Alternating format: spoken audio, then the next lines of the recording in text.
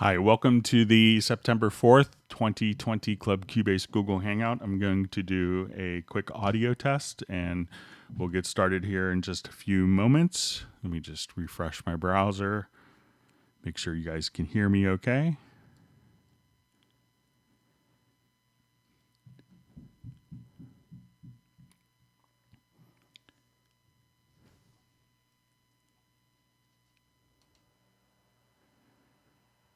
Bear with me just a second, letting my browser refresh.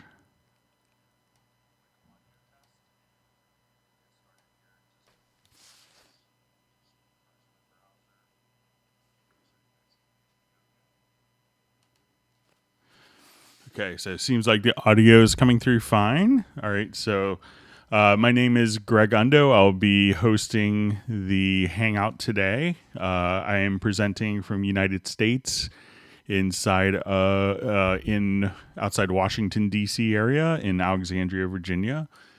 So if you haven't attended a Hangout before, how this works is you can submit questions in advance to clubcubase@steinberg.de, or you could enter questions live in the chat field. And I'll just mute that a little bit there. I'm just going to check levels, make sure, okay, everything's looking fine there. Okay, so you could enter comments again in the live chat field. And if you're watching this live, please feel free to go ahead and introduce yourself and tell us where you're from. So if we will go through a lot of questions today. We will try to get through them chronologically. If the chat field will be ahead of my actual ability to answer all the questions. So if you ask a question, we'll try to get to it as soon as we can. There's no need to ask the same question over and over and over again. It just kind of slows down the whole process of having to reread the same question. So if we could try to avoid that, that would be helpful. And if your question, sometimes it could be dependent upon which version you have. So if you could maybe say I have Cubase Pro 10.5 or I have Cubase Artist 8.5, that could be helpful. So we could, get stuff figured out exactly for your particular version. So let's go ahead and see who is on the Hangout. Seeing a lot of familiar faces here. So, all right. So we have Ed. I believe Ed is based in the UK. We'll show your question. We have Myrtle Beach, South Carolina. We have Ace from Texas. All right. So Ed from London. All right. Good to see you on a Hangout again. All right. So we have Jay from Connecticut.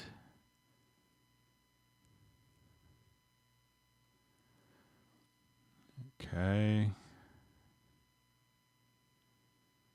All right. So we see Robbie Bowling from Dallas, Texas. All right. So we have Pete, probably pronouncing it wrong both ways, from Amsterdam. We have Sir Robert wishing me a happy Labor Day weekend. So looking forward to the holiday weekend before all pandemonium starts here in our household with school starting on Tuesday for virtual learning. So I hope you have a great Labor Day weekend as well, Robert, and to everyone else that celebrates it. All right. So we have Amir from Iran. Good to see you on a Hangout again. All right. So we have Andy Gardner. Good to see you. All right, so we have Helsinki, Finland. All right, so we'll have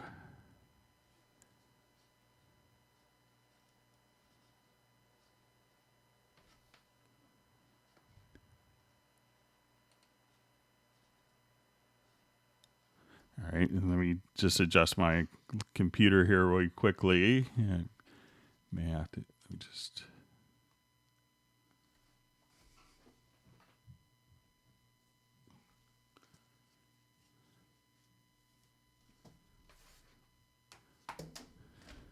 Sorry, I had my chat screen disappear on me, so just bear with me. Okay. All right, so we have Sweden. All right, so we have Kessler Man. I'm in Nova 2.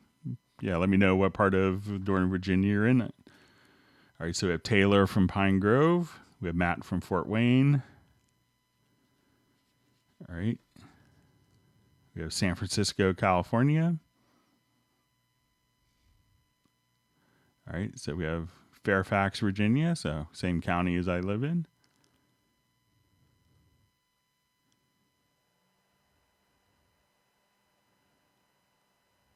Okay, so we have Mike from the UK. Hasn't been on a hangout in a while, so glad to see you back. All right, so we have John from Kenosha, Wisconsin. Hope that things are settling down there for you. All right, so Alex from Sweden. We have Andres from Switzerland. All right, so we have Paris. All right, so we have South Shields in the UK, I believe. Good to see Jason again. All right, so we have Slovenia, Bremen, Germany. Driven through there. We have a number of friends from Bremen. Right, so we have Johannesburg, South Africa. All right, so we have Colombia. We have Nigeria, Norway. All right, so we have Denmark, Sweden. We have Gareth checking in from the Basque Country. All right, so we have Berkshire, UK. All right, so if you're not watching this, I should have mentioned this earlier, but if you're watching the replay of this, you may want to skip ahead to about 10 minutes or so, and we'll get started in just a couple minutes. So probably maybe about 3 more minutes as we let people get logged in. All right, so we have Glenn from Suffolk, Virginia. Been there many times. We have Syria, Aruba. I've gotten to vacation in Aruba. Beautiful island.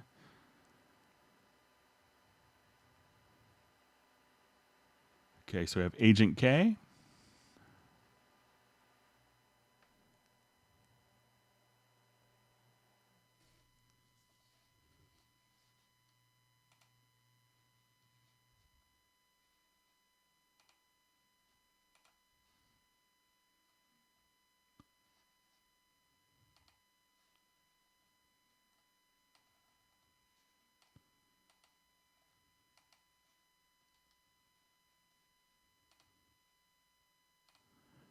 Okay, we'll wait just a few more minutes.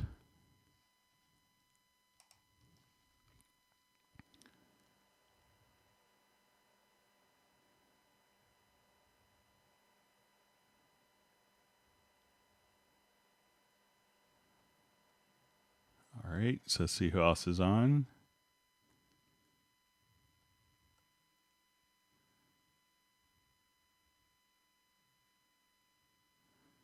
Okay, so we have a question from Alex.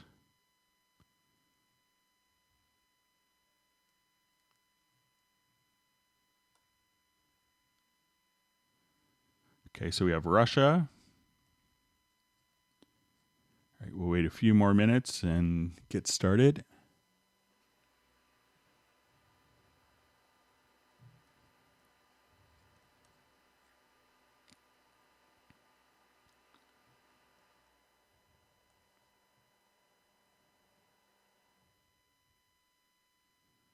Okay, so Greg McCarthy from Portland. Good to see you. He's been an early Club Cubase attendee.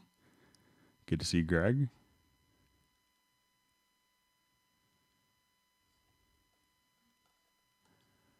Okay, we'll wait just another minute or two as more people getting logged in. All right, so we have Moscow. Some more people from Sweden. Always wanted to go to Sweden and Switzerland as well. So maybe as things open up, I can do some more international travel.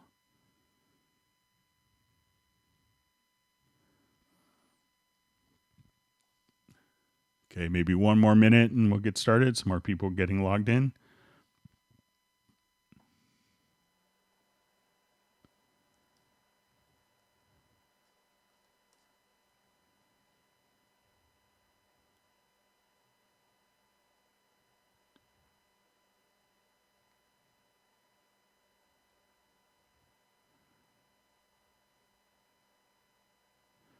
Okay, so I see that I had emailed a quarter preset to someone, so glad to see that worked.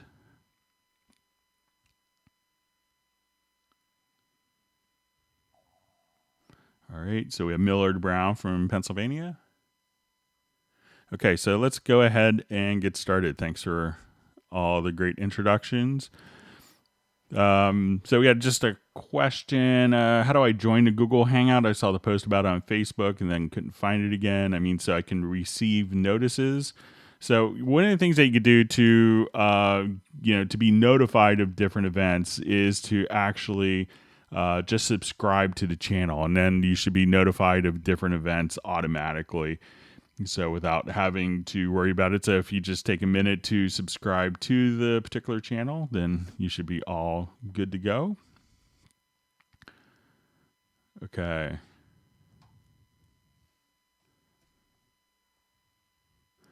Okay, so a question from Ed. Hi, Greg. I hope you're well. Today's question: can you show us how to construct a logical editor patch to adjust plus or minus trim levels on audio tracks with mixed data?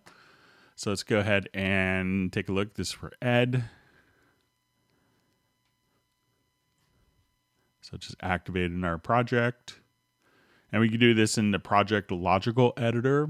And it's not necessarily done in values of dB for the relationship, but I think it will kind of get you to the same area. And you can do this. So let's say if I have automation on a particular event here, I will say I'll just draw in some automation, and I wanted to just kind of trim that. There's a couple ways to trim automation existing. If you have it selected, you could just go to the top center and be able to increase, decrease like that. But if you wanted to do it from a project logical editor preset, we could go to your project and go to project logical editor. We're going to say under function, I think we'll choose transform.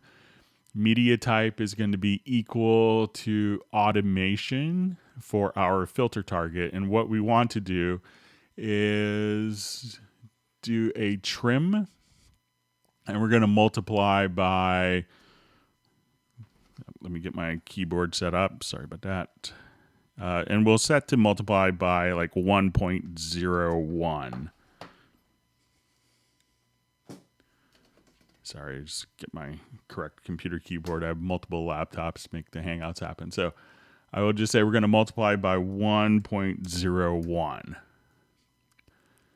And so now as we do this, what I'm going to do is, and we could say do it on selected track, but I could now, if we see our automation going up here, I'll select those events. It's now going to raise it 1%. And if I wanted to divide by 1.01, so now when I hit apply, it'll just slightly bring down the automation values. So at this point, we could choose to multiply or divide by, and we could have these set as presets that you could now call up. So if you want to make it more obvious, we could say 1.1. And at this point, when we do this, that'll bring it up 10% and divide by 1.1.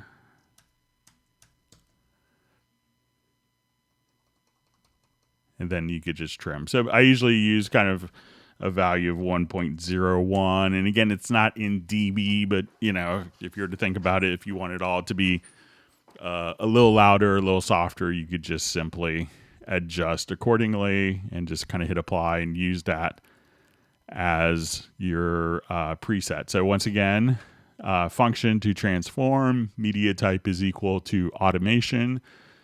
And we want under action target, set it to trim, multiply, divide by, and you could also say multiply by 0.099 if you want to, or multiply by 1.01. It will kind of get you the same math to increase or decrease automation volumes. All right, so we have JV Smith from Myrtle Beach, South Carolina. Good to see you on a hangout. Been there several times. My cousin moved there recently. Okay, so Greg, hi Greg, Jay from Connecticut. 2 quick questions. Will Cubase effects plugins work in Vienna Ensemble Pro server over the network? I think that the Cubase effects plugins are going to be tied directly to the application, and you're not going to be able to. I could be mistaken. I don't have Vienna Ensemble Pro, but I don't think you'd be able to kind of separate them from the application themselves. So I think they're going to be kind of tied directly to wherever your Cubase effects plugins are, since they're kind of a core component of the program and are not like separate plugins. So I don't think that they will be able to. Second question, will Vienna Ensemble Pro handle VST effects or only instruments? And again, I'm not a Vienna Ensemble user, but I think you might be able to host VST effects as well, but I could be really mistaken.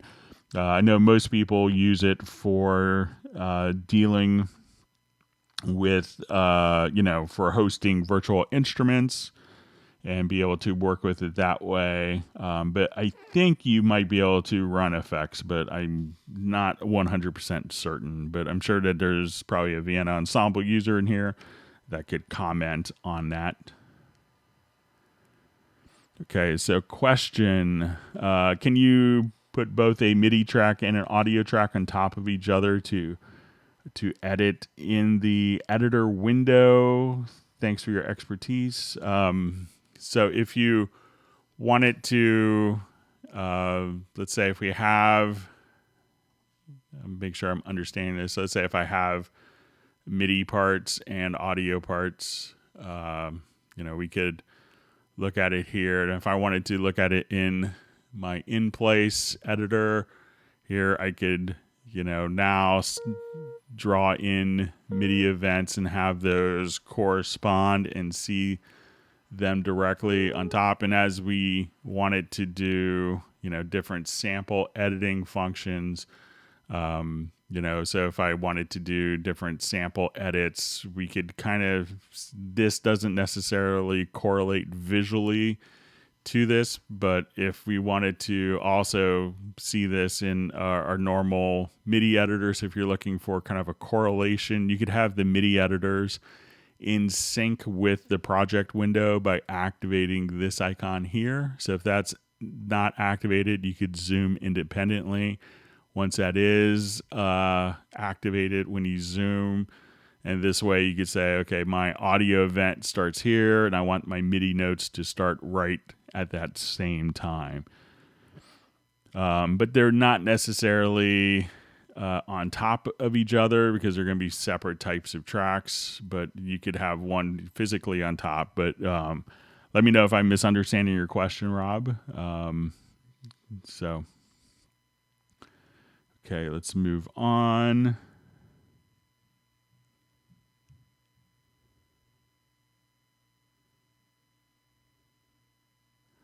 Okay, so hi Greg. In Cubase 10.5, I imported very short analog brass chords wave, used VariAudio to extract MIDI, but the MIDI sound strain's not like the wave clip. Is there a way to convert to MIDI? Thanks.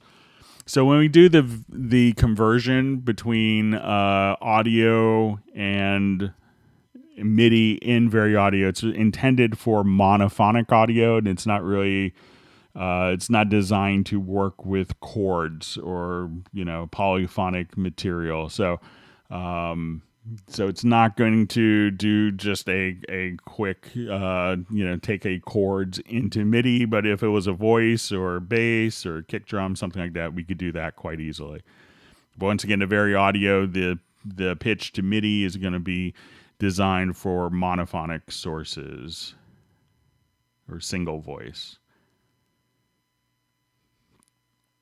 All right, so we have a question from Taylor Sapp. What headphones would you recommend for 5.1 surround mixing? I know a lot of people, ideally want to have everything in headphones for 5.1. I would say that the best solution is still going to be to have multiple speakers and be able to run multiple speakers. I have heard good things. I think they're pricey. There's a lot of stuff that kind of that's designed for gaming that I think works great for gaming, but may not be designed for handling like a pro audio scenario. But I've heard good things. I think it's the Audi's headphones for doing kind of surround headphone mixing. So you may want to look into that. I think they are kind of premium headphones that by the time you buy, a pair of the Audi's headphones, you may be able to buy a 5.1 speaker setup. But, so that's the only ones that I've heard any of my friends are doing like surround mixing that have kind of trusted, other than kind of like for like a game playback type of device. Okay, so we have Tim checking in from Coventry in the UK. Okay, so question, where can I find indexed past Hangouts? So all of the Hangouts that we've done, and we've probably done like 45, 46 Hangouts since March 17th when the pandemic kind of kicked in. So within the first topic of the Hangout, so once you go, and you could go to the youtube.com/Cubase, and then there's going to be a playlist for Club Cubase, Google Hangouts with Greg Undo, whatever.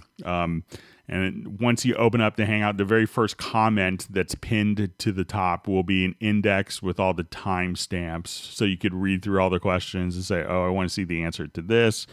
I want to see the answer to that, etc.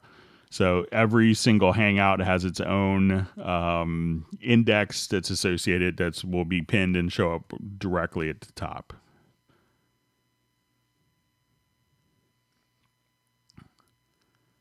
Okay.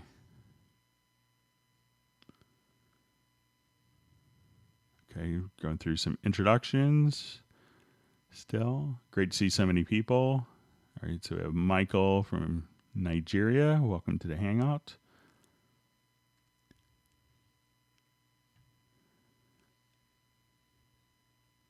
All right, so we have Jan in Stockholm. Okay.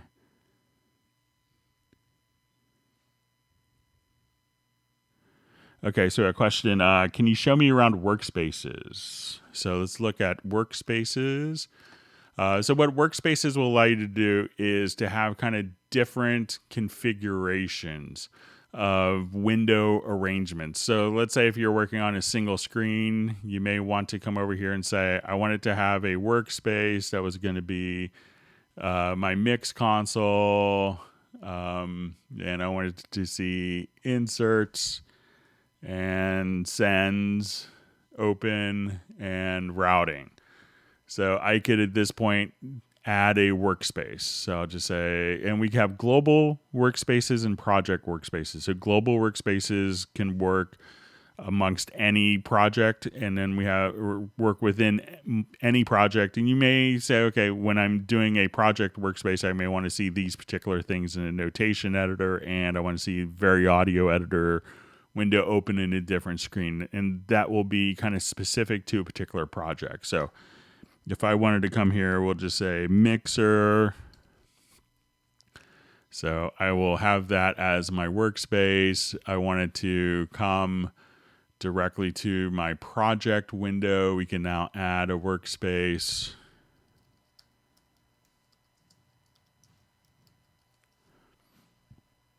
And I'll make that a global workspace. And let's say if now I wanted to go to my sample editor for this particular project, or my MIDI editor.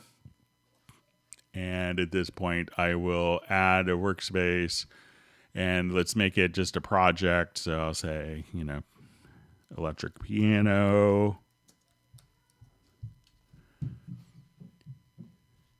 So now to recall my different workspaces, I could just kind of go here, and, I want it to be, let's say, my mixer.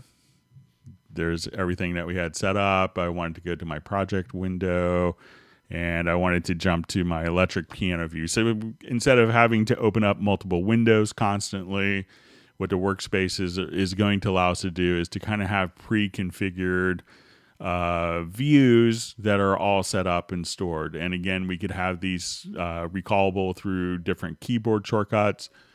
So if you wanted to always have like your mixer set up, you wanted to have your control room set up, you wanted to have these particular plugins set up for view. Once you have that set, save it as a workspace, and you could do it, like plugins may be specific to a particular project for the plugins that you're using, or if you always use these particular plugins in a template, that way it could be perhaps a global workspace. So that's how you could kind of organize without having to open and close multiple windows to get to see what you want to quite easily. So question, can I import the Cubase audio sample library into other DAWs? If yes, how? So, they are just audio files that will be on your system. So, once you come over here, you can go to your loops and browsers. And if we go to our file browser here, these just show up under VST Sound. And they will, they should be accessible in any program. So not every other program may be able to access all of the metadata and all the tagging. Some of the tagging and metadata may be specific to Cubase, so you may not, see like, oh, I have these pretty icons, so I can navigate quickly to different families of sample content or instruments.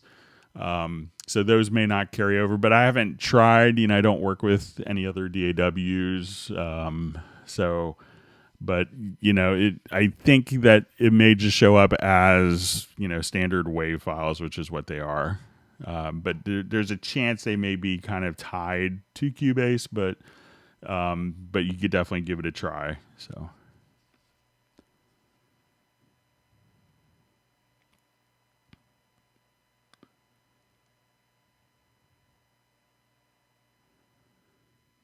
Okay, so we have a question. If I browse a sound in MediaBay and drag it into the Cubase project, sometimes the level of the one-shot is the same as the preview level in MediaBay, but sometimes it is on 0 dB. Why? So let's go ahead and take a look. Let's find maybe some one-shots.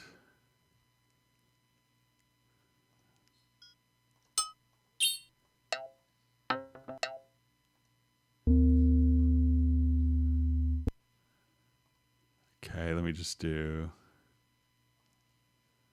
a quick subcategory.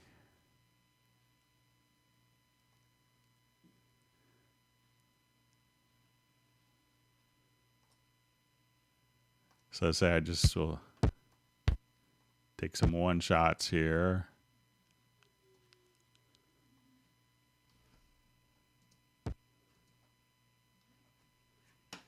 So just kind of auditioning here.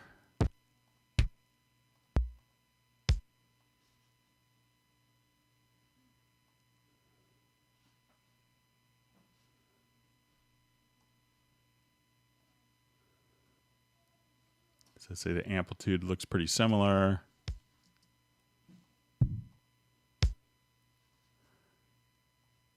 And it could also be based on if you're dragging it into an existing track, if you have like the fader not set to 0 dB. So let's say if I want to take off the automation.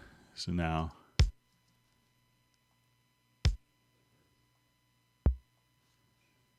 So if I drag this particular one shot over.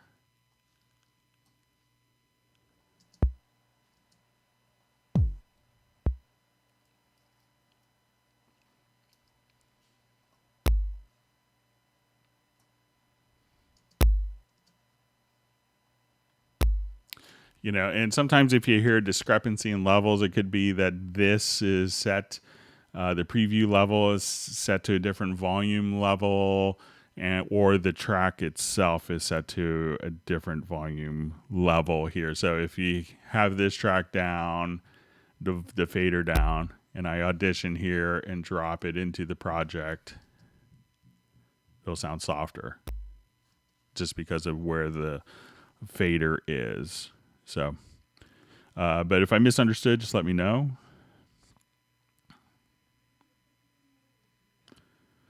Okay, so a question, how to activate linear mode automatically for an audio event dragged into the project window.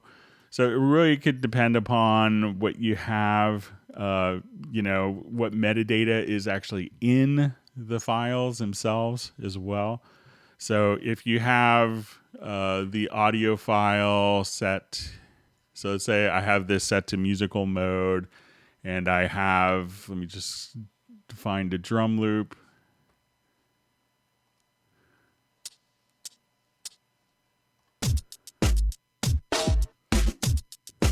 So now, as soon as we do this, and if I select the file, just put this in our combined mode. We could have this be in musical mode, but let me just add an audio track and see if the audio track, if it's set to linear mode, if that makes a difference.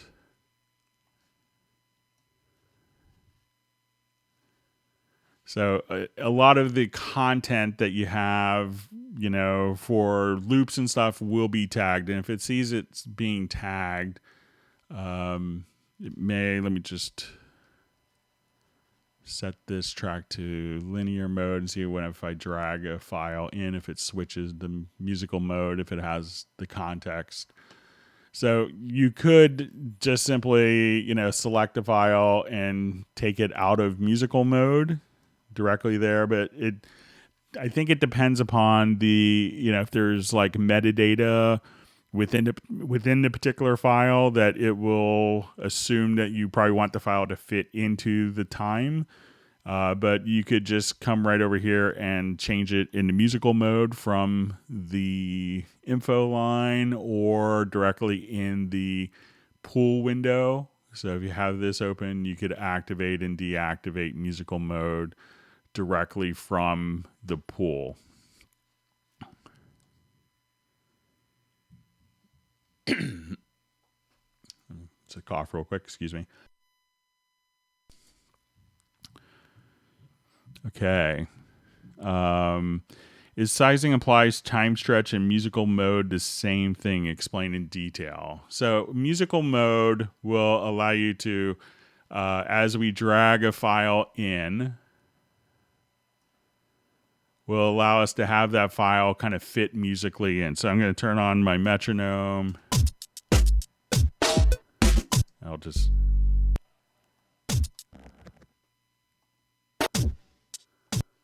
Let me just find something that's a little...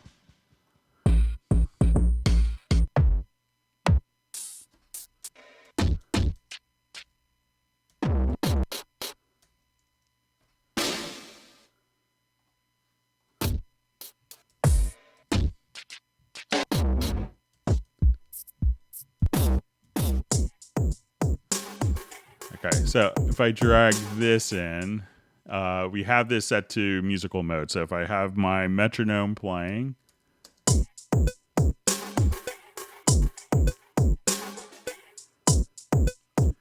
so musical mode is going to automatically be kind of like a tempo sync. So when I come, and now if I change my metronome here to 120 beats a minute and I hit play, if this track is in musical mode, it's going to play at the new tempo.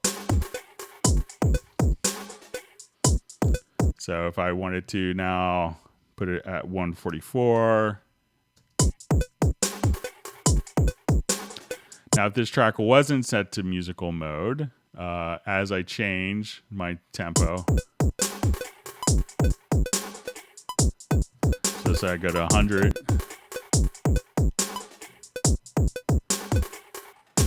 that loop kind of plays back at the same tempo. But once it's in musical mode means that it's basically going to be almost like a tempo parasite to the particular tempo. Now, what sizing applies time stretch, if you have a file and you say, I need it to fit, into this particular amount of time, the sizing applies time stretch can say, I need that file to fit into that amount of time. But it doesn't do it automatically. It doesn't automatically do it based upon the tempo. It's going to do it based upon the length that you set here. So if I just take my snap off and say, okay, I need this file to fit, and I need it to start right there, and I need it to end there, it's going to time compress that loop manually to fit into that amount of space. So the sizing applies time stretch is a manual function and won't be dynamic. So if I change the tempos later, that's not going to correlate with that. But musical mode will automatically just have that follow the tempo to based on whatever tempo is set in the project. Okay. Okay, just my chat line jumped. Let me just jump back up. Thanks for all the wonderful questions.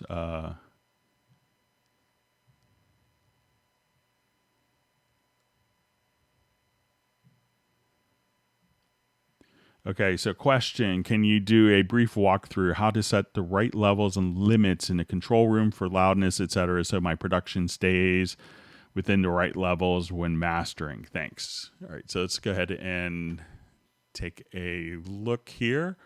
So we could think of the control room not necessarily for the actual, mix levels.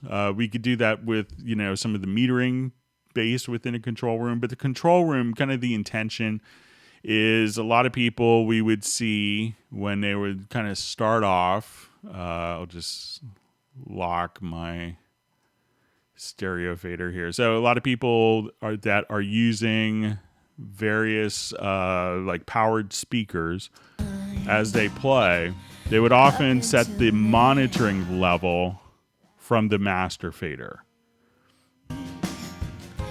So if it was too loud in your speakers, they use this as a volume control.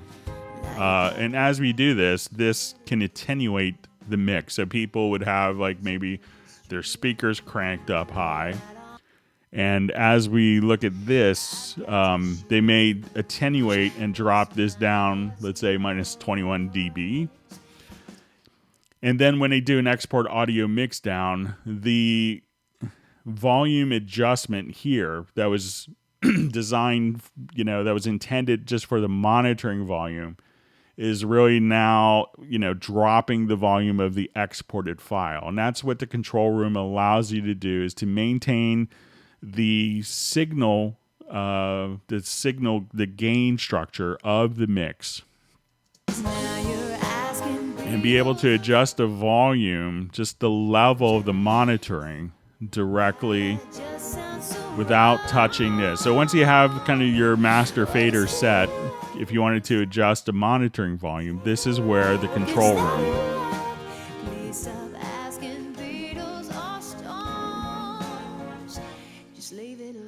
And at this point, what I could do in the control room is have full metering.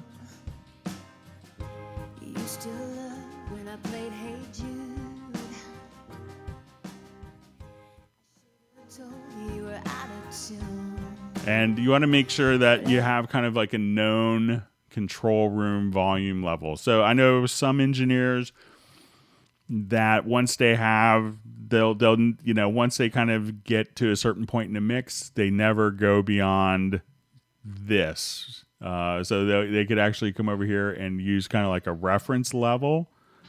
So you could say, okay, at this point, I could go softer and I could go to a known reference point. Because we've probably all been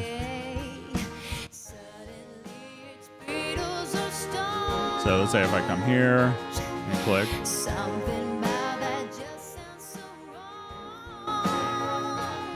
because after a while at the mix, you tend to, if you've been mixing for a while, a lot of people tend to make it louder, and then that's kind of fighting against them. So you want to have kind of, before you get going, where this is the loudest, I'm going to make my monitoring levels, and you want to make sure that a lot of times people in post will kind of aim for 85 dB monitoring level that could be kind of loud. And I think it's what, they used in Star Wars originally. A lot of people have used that for monitoring, especially for mixing for film and post.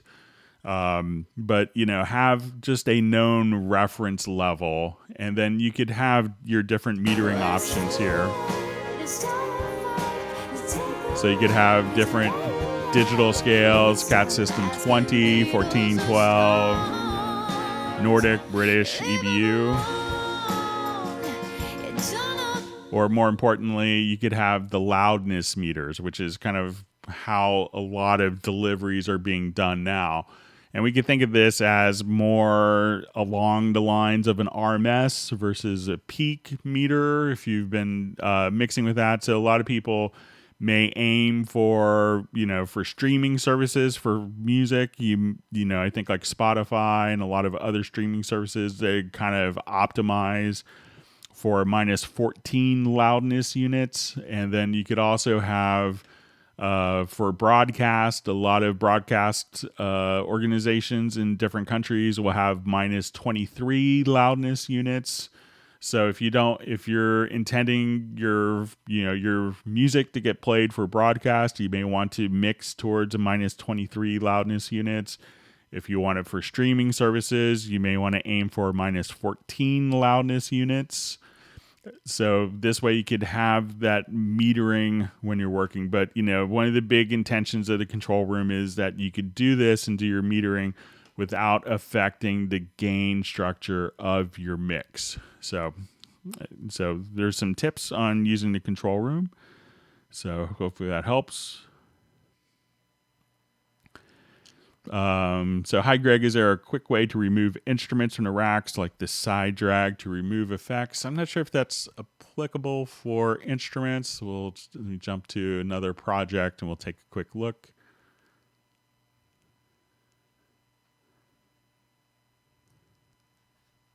So just activate this.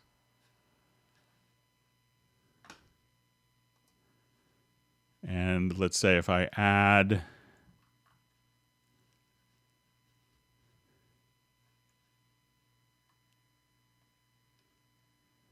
let's say an instrument track. So say I just do a quick pad chop here.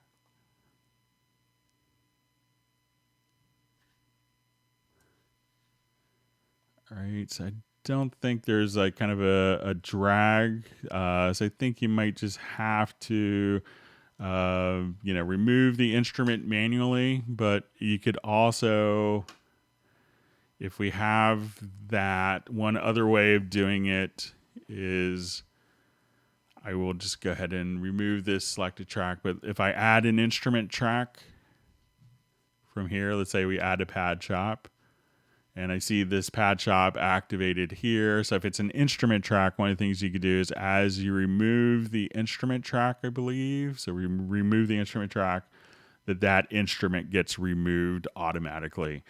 So, its behavior is a little different because you could have tracks being sent to it, but, and as opposed to the insert plugin, which is going to be on a dedicated channel, here you could just remove the channel and that instrument could get removed as well.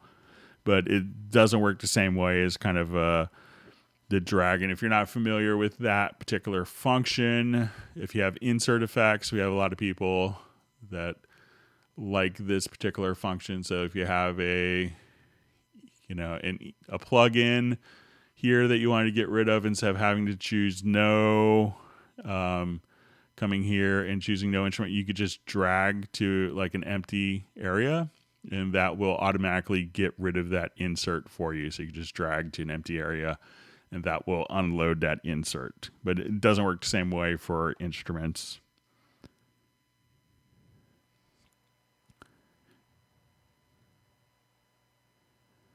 Okay, so we have Rick Thomas checking in from Ohio. Always used Cubase and nothing else. Thank you. Glad to hear that. Good to see you on the Hangout. Okay, so just see from Greg, when I add panned left, right guitar tracks to a group track, I lose panning. All is center. How to avoid this? A lot of times when this happens, it's maybe the group track that was added was a mono group track. So let's take a look. So let's say if I have this project here and I think I have my guitars panned on this particular project.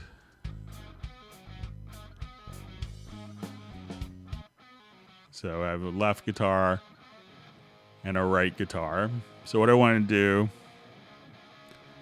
if I add a track, and what I want to do is to add my group channel to the selected channels. And now if I make this group channel a mono group channel, now we hear that both of the guitars are in mono, and I could pan that mono. But now everything is kind of set, so I will undo that. So we'll have our guitar tracks, and let's just route these back to our stereo out. So we have our guitars, and if I add a stereo group to both of these tracks, so let's add a group channel and make the configuration stereo. Then we have kind of our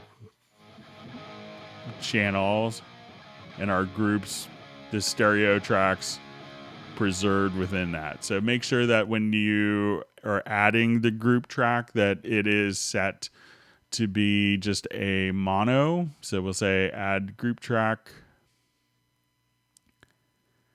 Make sure that you have it set for the configuration to stereo as opposed to mono. So that's probably what it is. Okay, so question from Andres. Can I adjust tempo information to, for example, 120 to 80 in Cubase without actually changing the tempo in the tracks? So if you wanted to update the tempo stamp information, so let's say we do this and we have all of our tracks. So let me just bring these up just a little bit.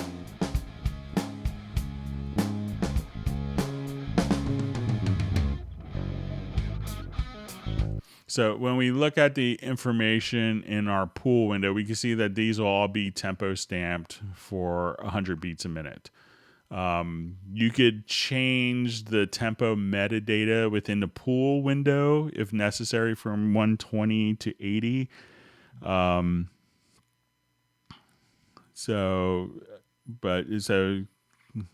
you want it to be without actually changing the tempo in the Cubase tracks. So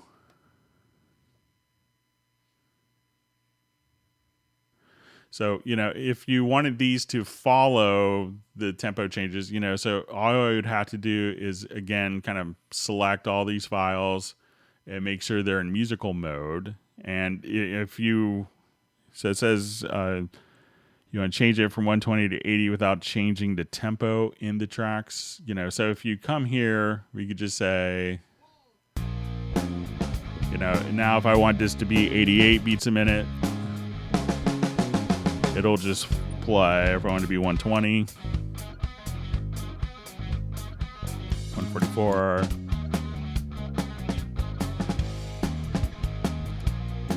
So I'm not actually changing kind of the tempo track. If you needed to preserve the tempo track for some reason, you could add a tempo track. So let's say add track, tempo, and at this point, if you needed to have different tempo tracks, you could do different track versions, and you could have multiple kind of alternate tempo tracks if needed to go along with that. But you can have it follow whatever tempo you want, but you may have to change kind of the tempo for it to actually go. All right, so just saying kind of a comment from Kessler Band, there is no actual Google Hangout to join. So if you're watching this particular stream, this is the Google Hangout. So again, feel free to ask questions, but this is what the Hangout is. So, all right, so we have Seeing comment, great stream, Greg, watching from Liverpool. Glad to have you on. Hopefully I want to go to Liverpool. See it soon. All right.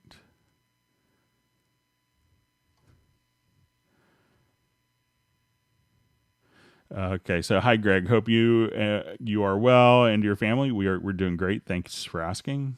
Question: editing MIDI notes. How can I eliminate different types of bars like triplets, etc., to quantize in real time? So I'm just seeing how can I alternate different types of bars like triplets. Okay, so if you want it to set, your auto quantize here. So let's say if I'm playing along, I'll just jump back to a different project here quickly.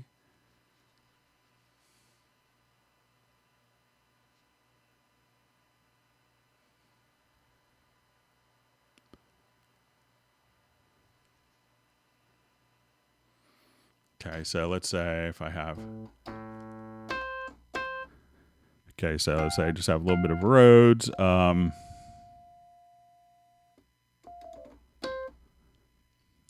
So it says, editing MIDI notes, how can I alternate different types of bars like triplets, etc. to quantize? So if you wanted to quantize in real time, there's this auto quantize function. So I will set my quantize value here to quarter notes, and I will just kind of record in.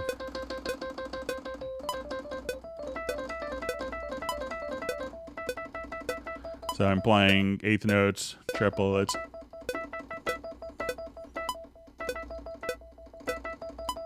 And as I've done that, it will now just quantize everything on input straight to quarter notes. Now, if I wanted to undo that, or let's say if I go to my edit and go to my advanced quantize, you could also just choose to, reset the quantize. And now that's everything that I played in. So the original data is always there. But if you wanted to now, like within the event itself, choose, I wanted these to be quantized to, quarter notes. I wanted these to be quantized to quarter note triplets, or half note triplets. I could just choose my different rhythmic values like that. And you could assign these to keyboard shortcuts to, switch between different rhythms easily. But on the input, it's going to be kind of the chosen value, and it's not going to differentiate between triplets and tuplets or quintuplets. But, whatever you want it to, if you want to come here and say, I want this to be set to 16th notes, just hit Q. I want these to be set to 8th notes, hit Q. And then you could kind of do spot quantizing as needed. Okay, question. Can I change a note on vocals in VariAudio to the same note if I select several words or phrases with one button or shortcut? Let's see if we can make that happen.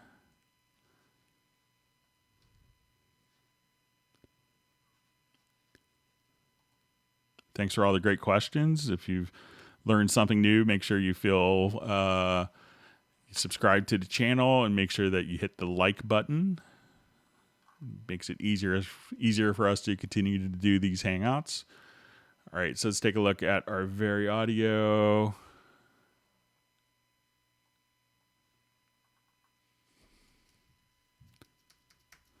All right, so if we wanted to same note, if you selected several words or phrases. So let's say if I come here, and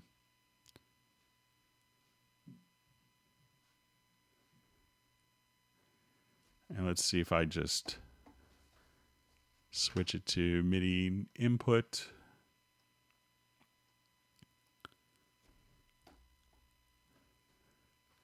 All right, let me just...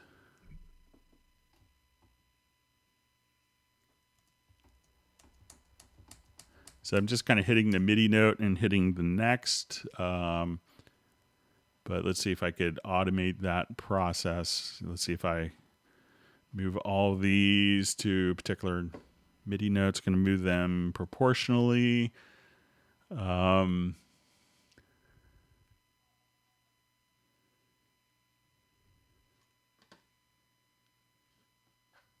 let me just see if there's a couple of...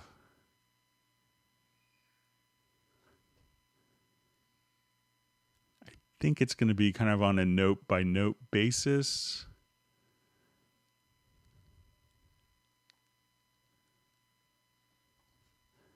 But if you wanted to do it quickly, what you could do, if you activate the MIDI input, is just kind of come here and select the note and hit the left or the right arrow and hit the same note. So that's one way to do it pretty fast, but I don't think there's a kind of a fixed pitch mode where you could take all of these to a single pitch. And I can see why it's probably not the most useful thing. I mean, you could more likely than not, you're kind of a lot of times in VariAudio, like I find myself just kind of doing stuff like that just to do quick spot correction, but try activating the MIDI input, and as you select each note, just hit the MIDI note, and that will assign that note to that particular segment. But I don't think there's a way of just saying, make these all go to one particular note, because it's not kind of a typical workflow that I think a lot of people would use, but I understand if you would need to.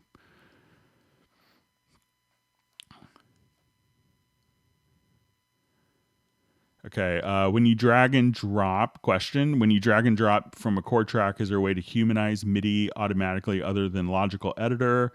If not, could we have a template or logical editor for best humanized effect? So there's a couple ways of doing kind of, like if you wanted to have it more humanized. So within the inspector, if you right click, make sure that you have MIDI modifiers, which may not be checked by default. And if you have MIDI modifiers active, what you could do is just kind of come over here, and you could choose to have random position, pitch, velocity. So if you do like random position and velocity, you could have these different parameters set and stored directly there. So that's one way. A lot of people will choose to randomize, again, by logical editor preset, but this will kind of get you the same thing. And you could store this within particular track presets, but you could also just come over here and be able to apply. And I think if we go to the MIDI inserts, that you could have your MIDI modifiers as a MIDI plugin here. So you could, just have this stored as, I think you could even have, different presets for your MIDI modifiers. So you could say, okay, I want this to be within a particular scale. I wanted to transpose these things. So check out the MIDI modifiers, either as a MIDI insert plugin or just the parameters showing up directly in the inspector there.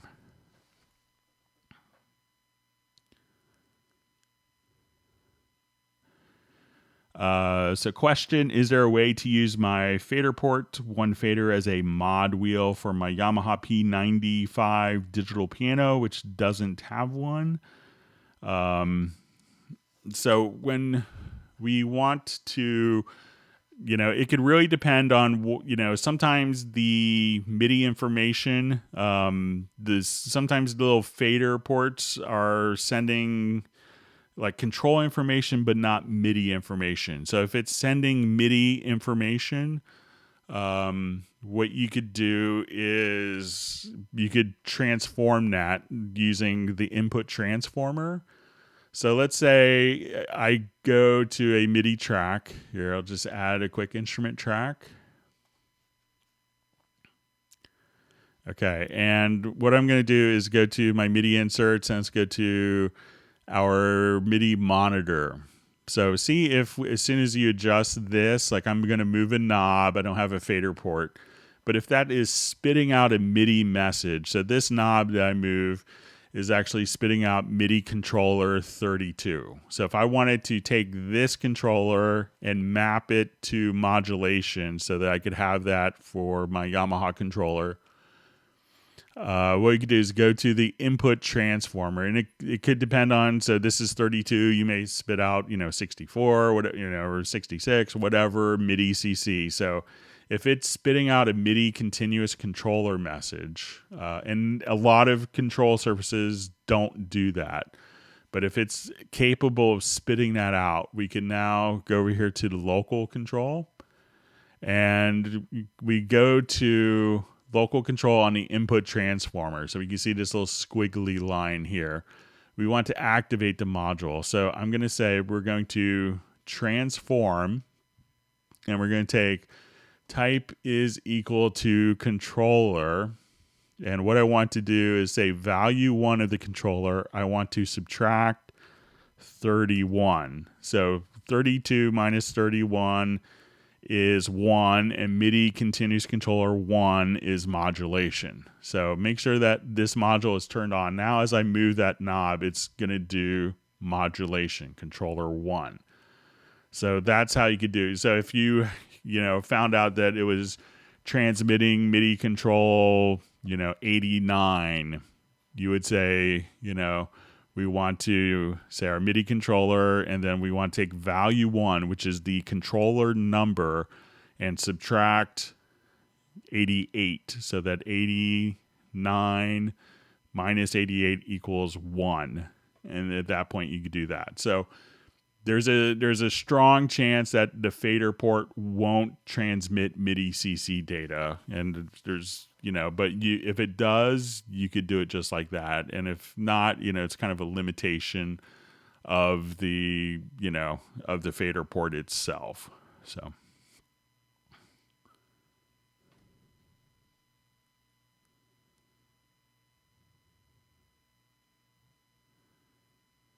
okay, so let's take a look at so question, is there a way to use my fader port, one fader as a mod wheel for, next question. How to use Connect Pro, bought it, don't know how to use it properly. Please explain in detail, thanks. So let me see, I think I have it up on my other computer.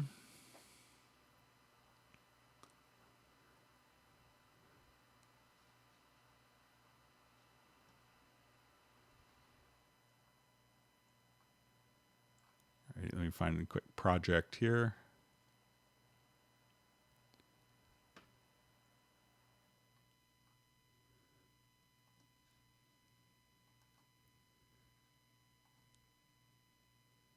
Okay, so I'm just going to activate this project. So we will come over here to our VST Cloud. We'll go to VST Connect. So what you could do is just kind of start off using Create VST Connect. And the performer is going to have VST Connect Performer software. So I'm going to go ahead and log in on my other computer here. I don't have an instrument or source connected, but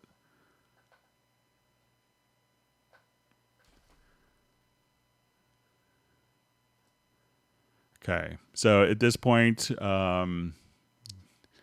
we could see a really weird shot of, all right, so say there I am, and we could have kind of a webcam defined. I have my laptop lid closed. So we have this set up. So what you want to do is basically, if you're starting off, you could invite that particular person. So once you do and we could, so you'll say create VST Connect. And what that's going to do is basically take, create an input channel, and you're going to use,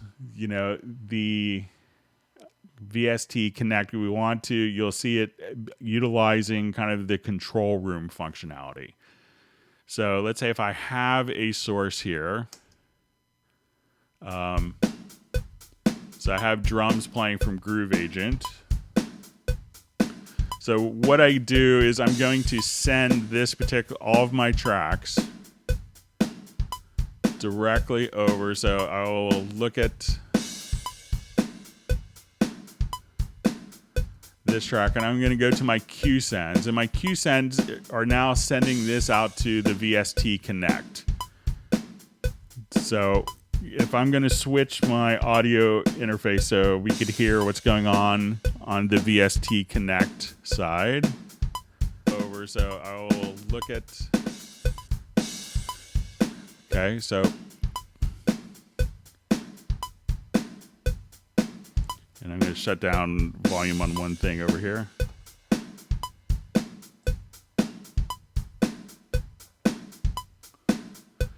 Okay, so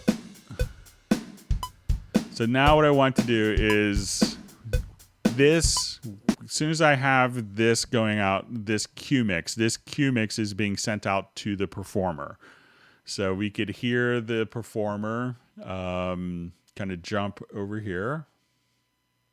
And let me just get the VST Connect open so we could see it here. So I'll go to my...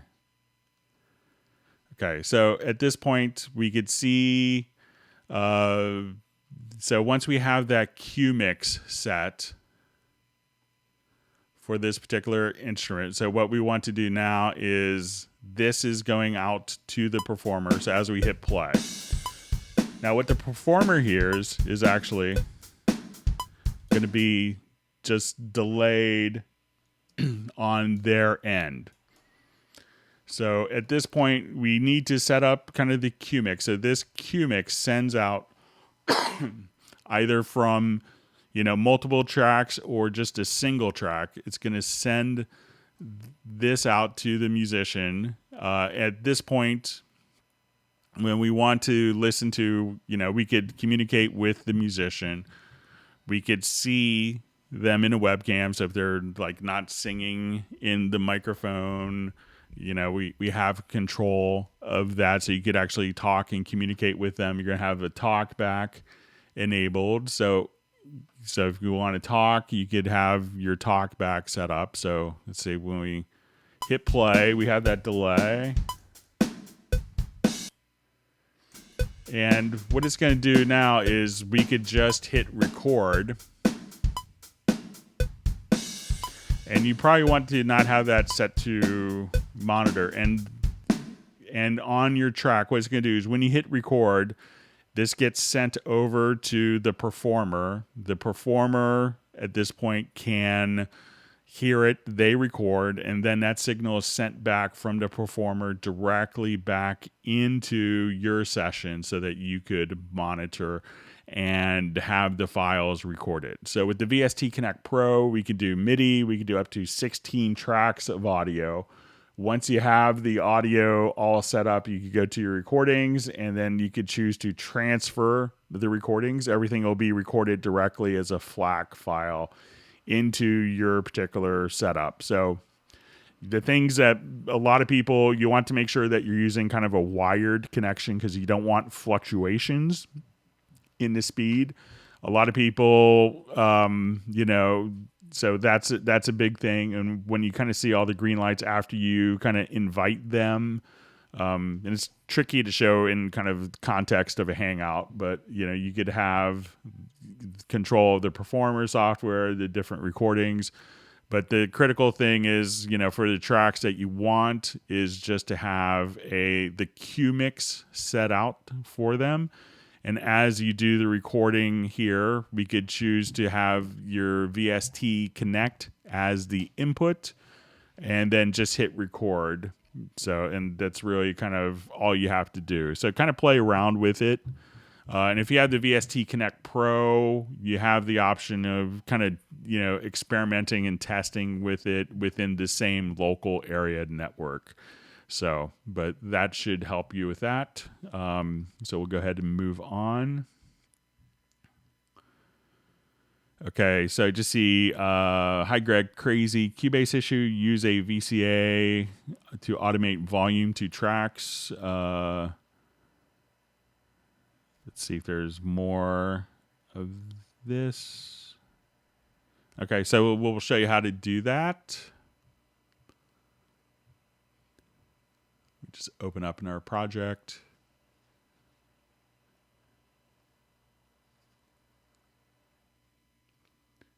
I think I have kind of a VCA. Let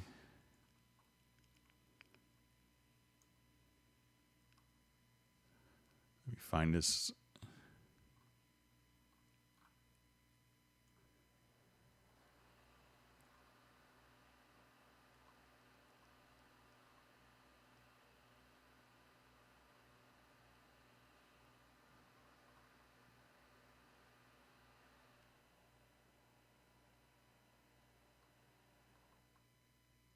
Okay, so let's take a look at this. And if you're not used to kind of what a VCA does, we'll give you an idea here.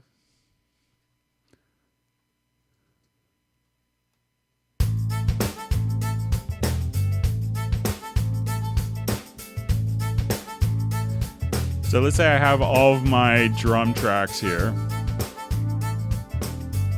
And I can see that I have automation going on.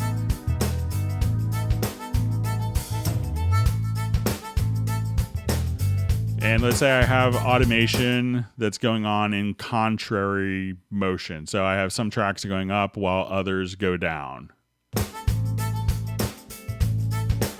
So what I want to do, if I wanted to just bring the level of all of these tracks down, I'm going to just pop right over here and we will assign these tracks to a VCA.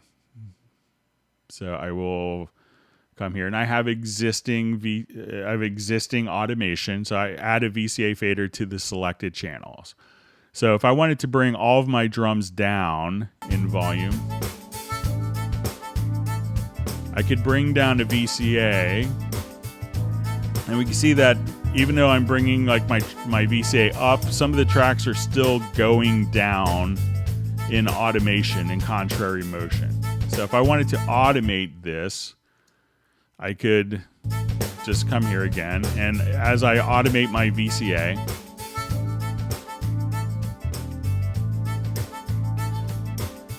I could take all the drums down, and we see as I bring it up, some of the tracks individually are going up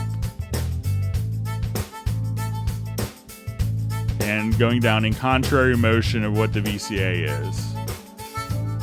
So we now automated the VCA. So my VCA is going to start to go up, but yet some tracks are still kind of going in the opposite motion. Now, as we've done this, we could see that we're going to have, different automation, because we're going to have automation that's kind of been applied to the track, and we have automation that can be a result of the VCA fader. So what we could do now is we could combine the automation of, just by clicking on the VCA fader itself, we could combine the automation of the link settings, the VCA and the linked channels. And now we could see that the automation has just changed to accommodate the change of the effect of the VCA. So now as we play back, the automation of the VCA is not going to move just because we've now applied all those changes directly into the events themselves. Now, the question I often get at this point is why use a VCA as opposed to a group. Now, a group is going to sum all of the sources, so that actually changes the audio. And if I drop the group volume down, that could affect the gain structure of like the effect sends of the individual tracks. So if you have, that snare just popping the reverb just perfectly, and I bring it down in the group, and again, you don't really have the contrary motion of the automation linked. But if I bring down with a group, that affects the gain structure of the effect sends. excuse me.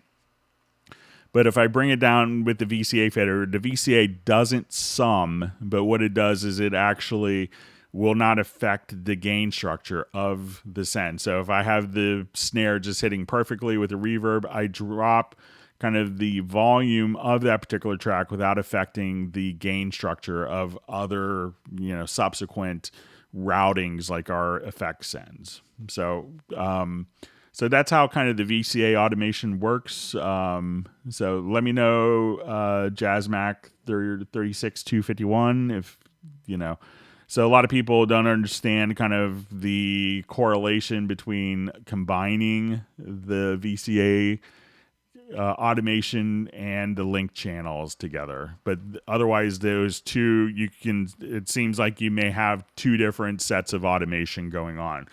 But you have the original automation plus the automation that could be applied.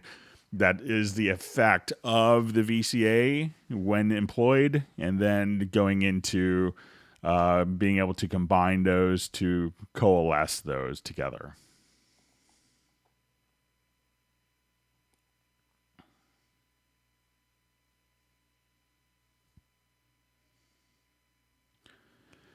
Okay, question, is there a side chainable EQ, like curve EQ, for instance, that I can take frequencies from my external Moog and apply them in real time to an internal brass virtual instrument? So let's take a look. I think there might be, let's take a look.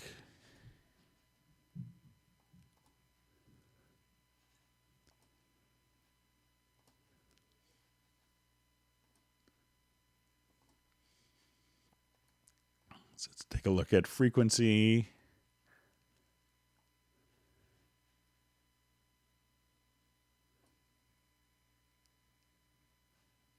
So let's just take a look, see if any of the built-in EQs.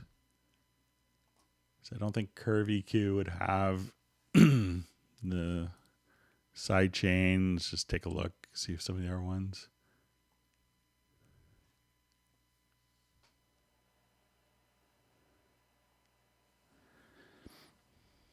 And I'll just look at one more here. So we'll look at. Okay, so it doesn't look like the EQs have sidechain. So it says you're going to take frequencies from my external Moog and apply them in real time to an internal brass virtual instrument. So I'm not sure if the Moog, it would capture the particular frequencies of the EQ. What I've seen some people do is to take, like some of the instruments themselves will have sidechain input, and while this isn't utilizing your Moog, you could come over here, something else to kind of get maybe a similar effect. Like if you have Retrolog, I haven't done this in forever, but some of the instruments will have a sidechain input. So let's say if I wanted my kick to be fed into Retrolog here. So let's say kick 04. So we'll just take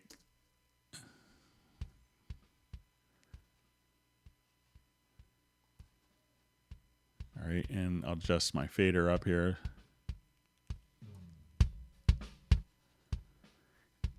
And then if we set our input, that we could kind of go through. I haven't done this in a long time, but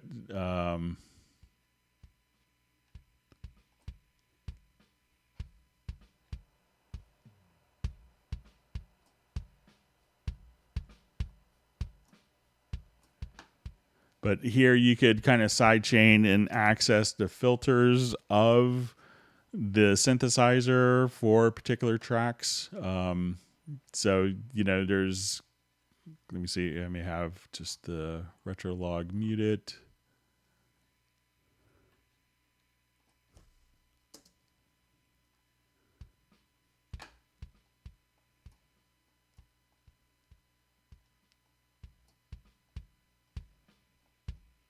But you could kind of come over here and choose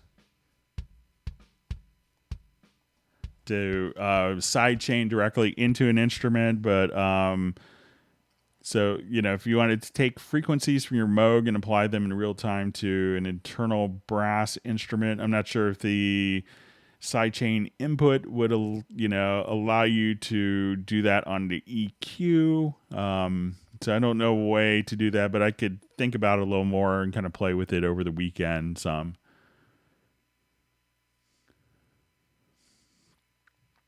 Okay, so question, Mike from New Jersey. Hi, Greg. Is there another approach or shortcut key to zoom the project other than the little plus and minus in the lower right? So if we have a particular, if you wanted to see the full project, you could hit Shift F for full project, but you could hit G and H. So this is G and H to zoom in and out without having to go to the little plus or minus. If you hold down Shift H, Shift G, you could kind of zoom in vertically, holding down Shift, and horizontally using just G and H. So that's just G, H, Shift G, Shift H. You want to see the full project vertically, you could do that. So experiment with like your G and H keys and Shift G and Shift H.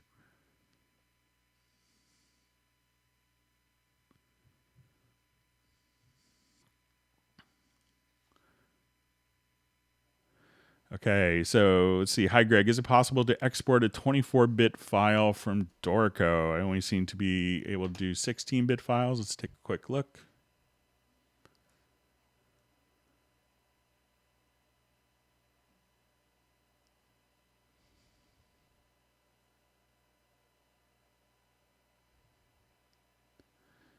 Let's get this loaded.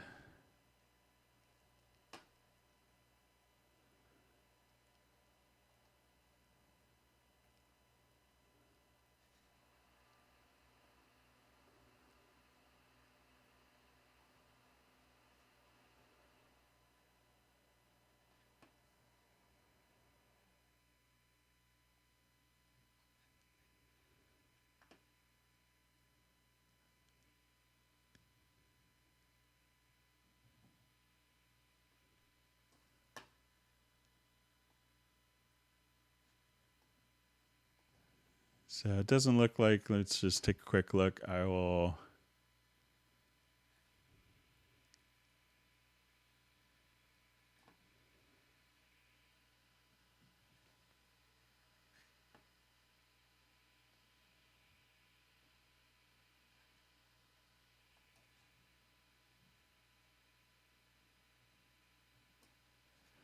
All right, so let's take a look at the exported file.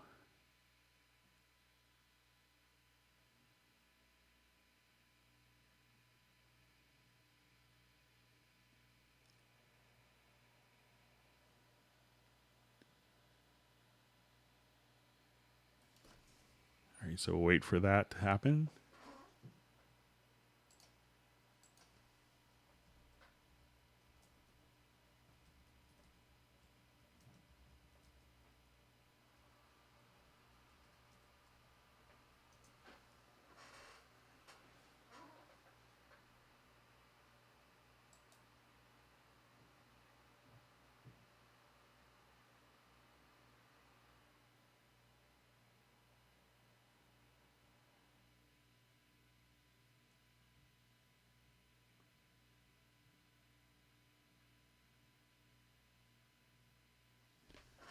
Okay, so let's take a look at it. So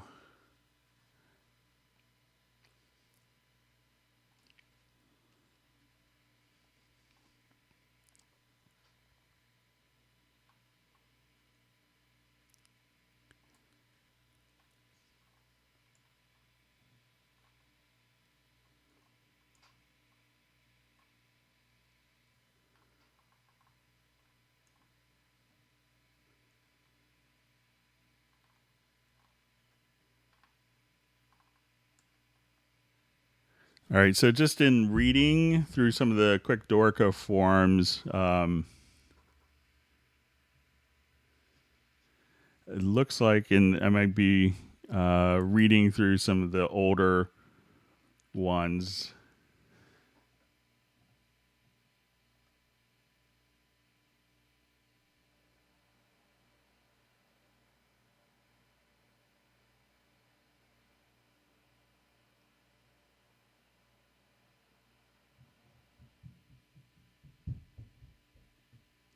So it looks like, according to Dorico, that they will add the capabilities in the future. I just want to check my path for my export. I just kind of checked it out. So let's just...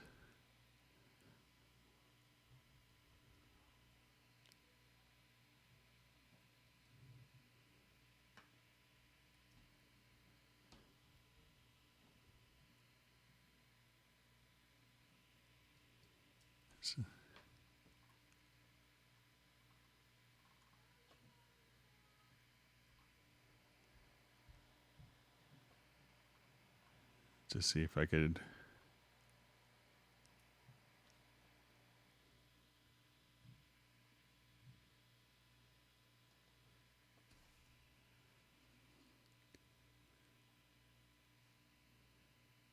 Okay, and I'll just check in the MediaBay. So it may not just be an option in Dorico yet, but we'll just take a quick look.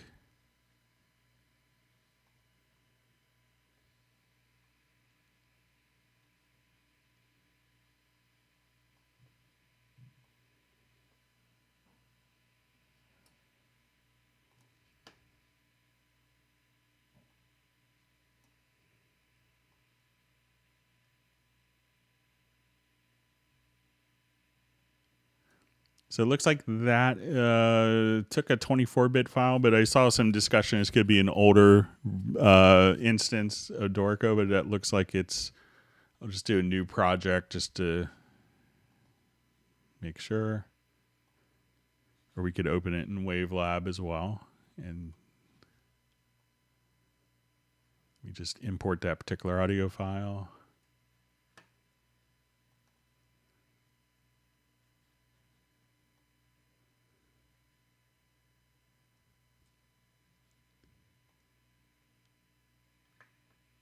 So yeah, this exported as a 24-bit 48K. So I think, maybe in previous versions, maybe, but it looks like that exported kind of as expected directly into the project. So, all right, so we'll move on. Thanks for all the great questions.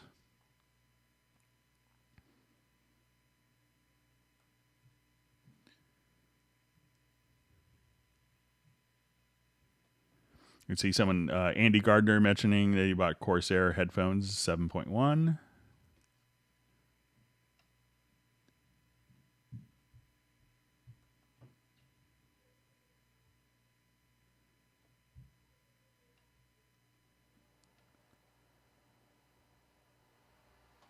Okay, so it says, question, I tried to use nudge plus and nudge minus for events such as moving a volume animation event. It doesn't work for me. Is there a way to nudge these points left to right, up, down? So if we have automation, so it says animation, but I assume it's automation.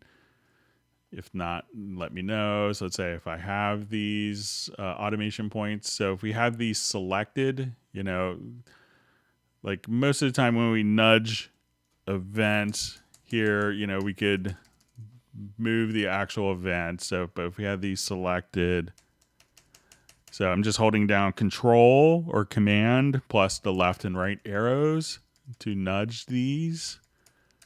So that while it may not nudge up and down, you could just select the automation points here and be able to move. Or if you go to the value field in the info line right over here, we could adjust using the mouse scroll wheel, but you could nudge in time, kind of just selecting the events themselves. So make sure that you have all the events selected. And if you wanted to nudge left or right, and this could be based upon your snap. So let's say if I have this set to beat and we zoom in, I can now nudge by beat, or if we want to do by quantize, or we choose to do it by bar, we could just do it like so. So to take automation up and down, again, we could just go to the select the events and go to the upper center and be able to adjust accordingly. Or you could just go from the info line like that.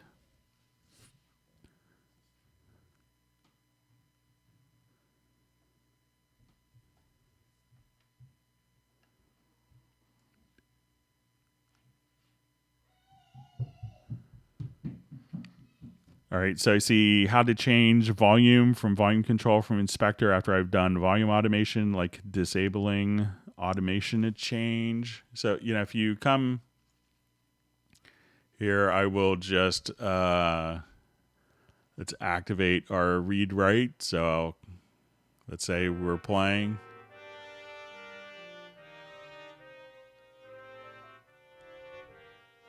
And I'm just moving that slider here.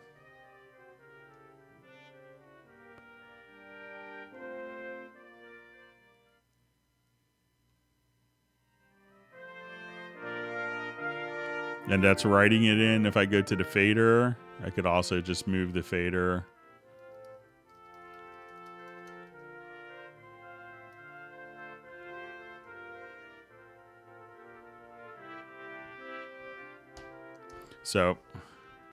So those are two ways of being able to adjust and change the volume from the volume control of the inspector. So two different areas. So just make sure that you have the write turned on or read turned on, and that should be able to do it for you.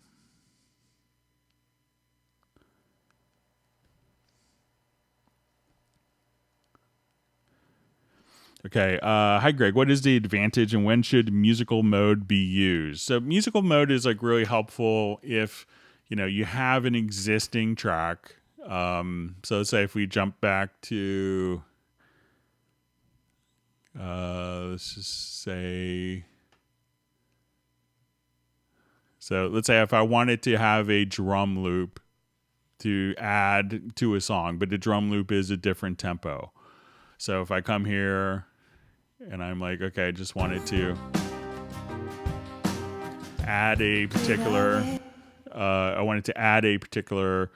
loop to this, I could now come over here. Let's go to different drum loops. So let's say I will.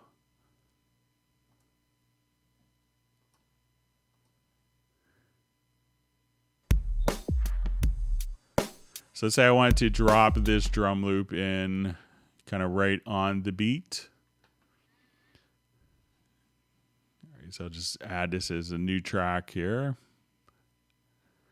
Okay, so, but this drum loop doesn't fit musically with the track. So if we take out a musical mode and I hit play, what it's going to do, it's going to play back kind of.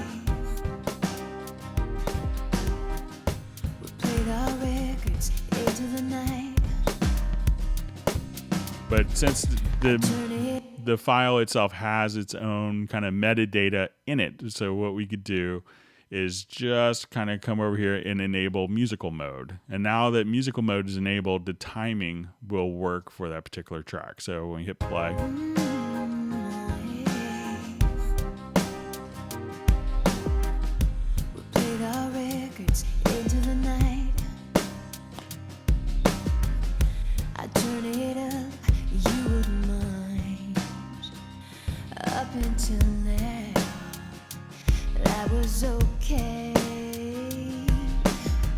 so that's a great use of like musical mode and being able to work with that. So that, you could just take different audio that's been recorded in and, be able to utilize it still for, all of the different capabilities of making that loop kind of automatically fit. So I'll just remove this plugin real quick. So now. So it's when you have like, audio that are different tempo, adding loops, adding different elements, and you want those elements to fit together. That's when musical mode works great. Okay. Okay, so just seeing comment. Hi, Greg. Can I mix on Beyer question? Can I mix on Beyer Dynamics DT 1770 enhanced with Sonar Reference for work without needing a studio monitor? Please advise me. I'm contemplating mixing on headphones to save some money. I think, there's a lot of people obviously want to make the headphone mixing work, but I see a lot of people spending lots of money on, trying to get headphone solutions that work, trying to save money. And, you're better off just getting there's a lot of great inexpensive monitors, go out and get some Yamaha HS7s or HS5s for a couple $100. They're kind of ubiquitous, whenever you see any production stuff that's going on. And, there's a lot of great monitors. I think, while you could do that, you're probably spending a lot of money for the SonarWorks. You're probably spending a lot of money for headphones. And it's, I think, that history has kind of shown that, if you could work with speakers, that's always going to work out a little better. I mean, there's, all sorts of different, technologies to make, the reference tracks work in headphones and different processing. But, it just seems like, you're spending $500 to save $300.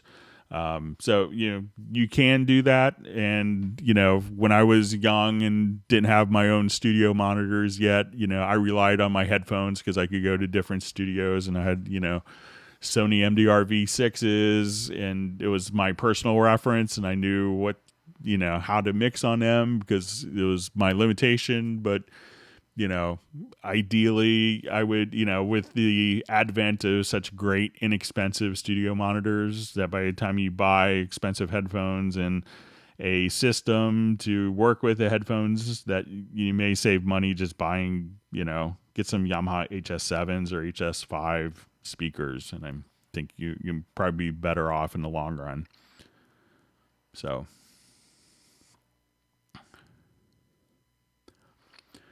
Okay, so question, is there a way to repitch audio of a kick to a key? So let's go ahead and take a look at some ways of doing that. That's a great question.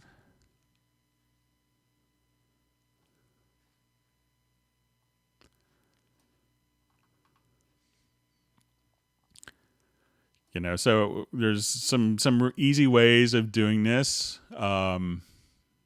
And there's nothing worse than having, I used to play in a band with a jazz drummer who, and it was kind of a classic rock band where, half the songs are in E and A. And coming from a jazz perspective, he had his kick drum tuned to like an F, which was, just horrible in so many ways. Just like, oh, why does the low end sound weird? It must be the bass. It's like, no, it's, the kick drum tuning. So, doing that is very critical. So if you wanted to, let's say we have our kick here, we could just kind of take our kicks, and if we find that this isn't working well and it's kind of clashing with our bass, what we could do is I'll just kind of bring these volumes up a little bit so you hear it a little. But I could select those 3 tracks and I could just transpose.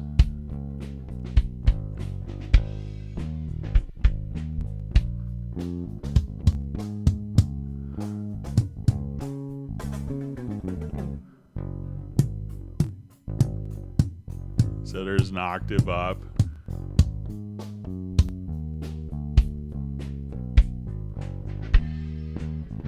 An octave down. So you could kind of just do tuning quite easily like that.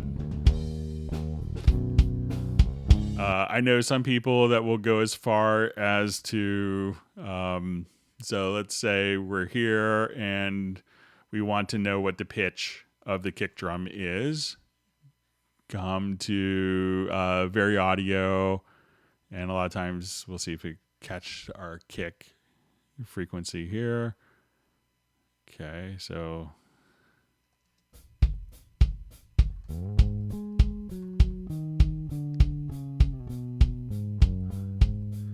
but I've known people to actually just kind of drop it into a sampler track and then have the chord track automatically trigger so that you have the kick that's, you know, tuned to an A when the chord goes to A, or F sharp when it goes to F sharp, and you can just have the kick follow the particular track. So I know people go as far as that, and, you know, they get great results, and people are like, wow, your low end is so clean. Why is that? You know, it's because the kick is moving directly with it. So, you know, other people could, you know, come over here and just trigger samples as well. So once you're in the editor, if you go to your hit points, you could choose to, I will come to the hit points here. We'll adjust our threshold accordingly and just create MIDI notes. And I'll do this on the first selected track where we have a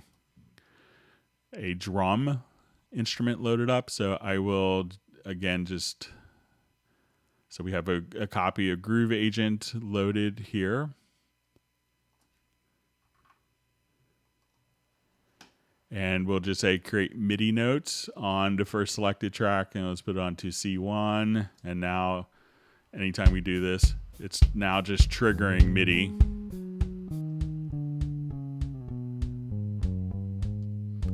And if I wanted to select that particular pitch, and let's go to pitch here, and we can set our key range, you know, and now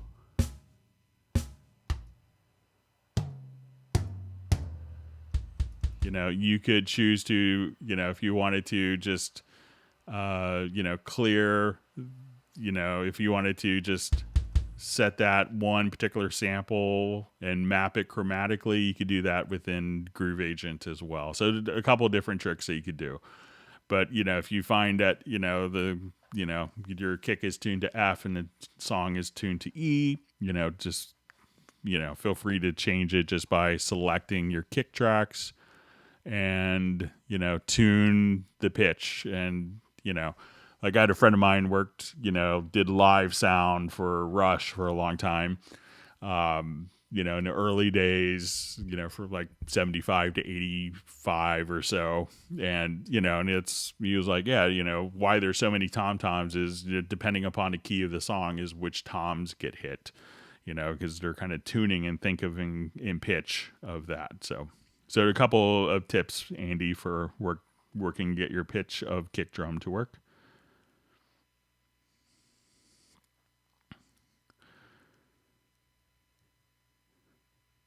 Okay, so can you show what's the best way ducking bass and bass? So I guess this would be like maybe side chaining like a kick to a bass. So we'll take a look.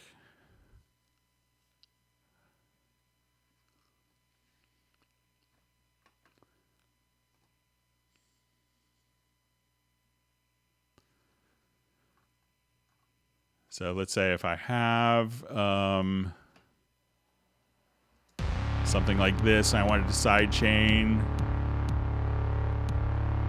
kind of the synth sound with the kick.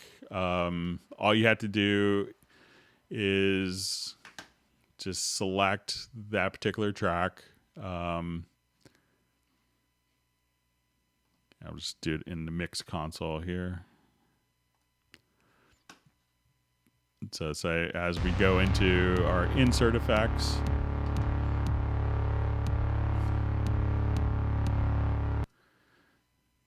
or you can just do it directly from here. So I'll go to my compressor, and what I want to do is we'll activate the sidechain, and then we're going to choose our sidechain input, and I'll just choose the kick. And this is kind of an extreme example, like really heavy. So now anytime that the kick comes in, the bass will be compressed.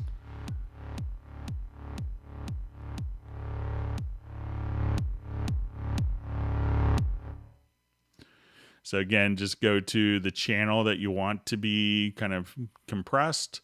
You know, you can load up just a compressor. It's going to be a VST3. So like just using kind of the standard compressor. Activate the sidechain, tell where you want the sidechain to come from, what channel, and that will do the routing for you automatically.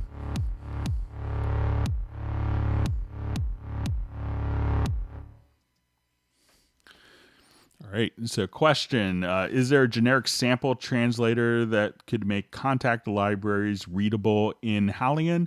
So right now, Halion will import Kontakt libraries, but not encrypted ones. So the vast majority of content libraries for Kontakt will be encrypted. So especially all the commercial ones for kind of intellectual property.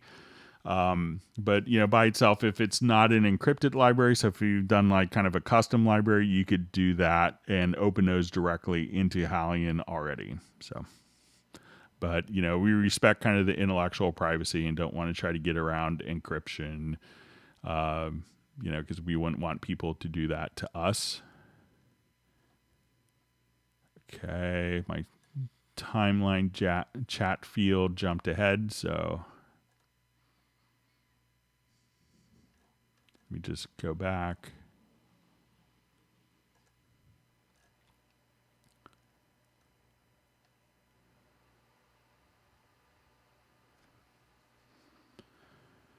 Okay, I see a question from Ace. I'm planning on getting Iconica Ensemble trial and plan to buy it. It's a huge download. Can I download on my download friendly PC and just copy the files to my Cubase workstation? Thanks. Yeah. So once the files are downloaded, copy it over. Then you could just right click and go to the Steinberg library manager. And or Steinberg Library Assistant. I get the download manager or download assistant. So go to the Steinberg Library utility, and all you have to do is once it's copied to the new, so the library manager, and then once you're in the library manager, all you'd have to do is just kind of right click on the file itself, and then just say, you know, once it's copied, and then just say, you know, open in Steinberg Library Manager, and that will make the connection between, you know, look for these sounds in this particular, you know, to be tied directly to Halion. So you could download it on any computer and just move it over and just right click. Okay, so we have a question from Lucas. Hi, Greg. Can I control the volume of VariAudio clips? Thank you very much, Lucas from Portugal. So yeah, this is one of the things that was added in VariAudio 3. So let's go ahead and take a quick look. So if I come over here to my VariAudio,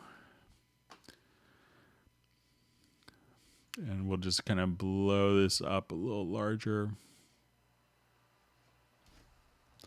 So if you go to the lower right-hand corner, so let's say if I'm here, I will just go ahead and play. Let's say I just wanted to. So once we're in kind of the lower left-hand corner, all you have to, the lower right-hand corner rather, you'll have volume control.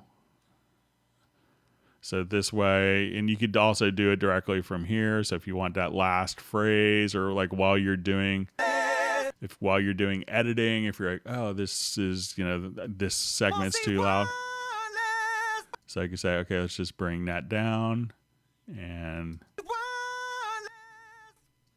so it's just a really handy thing, you know, when you're kind of in like, you know, micro mode for doing editing, you know, you may, oh, that phrase just stands out a little too much. So I want to bring this up. I want to bring this down.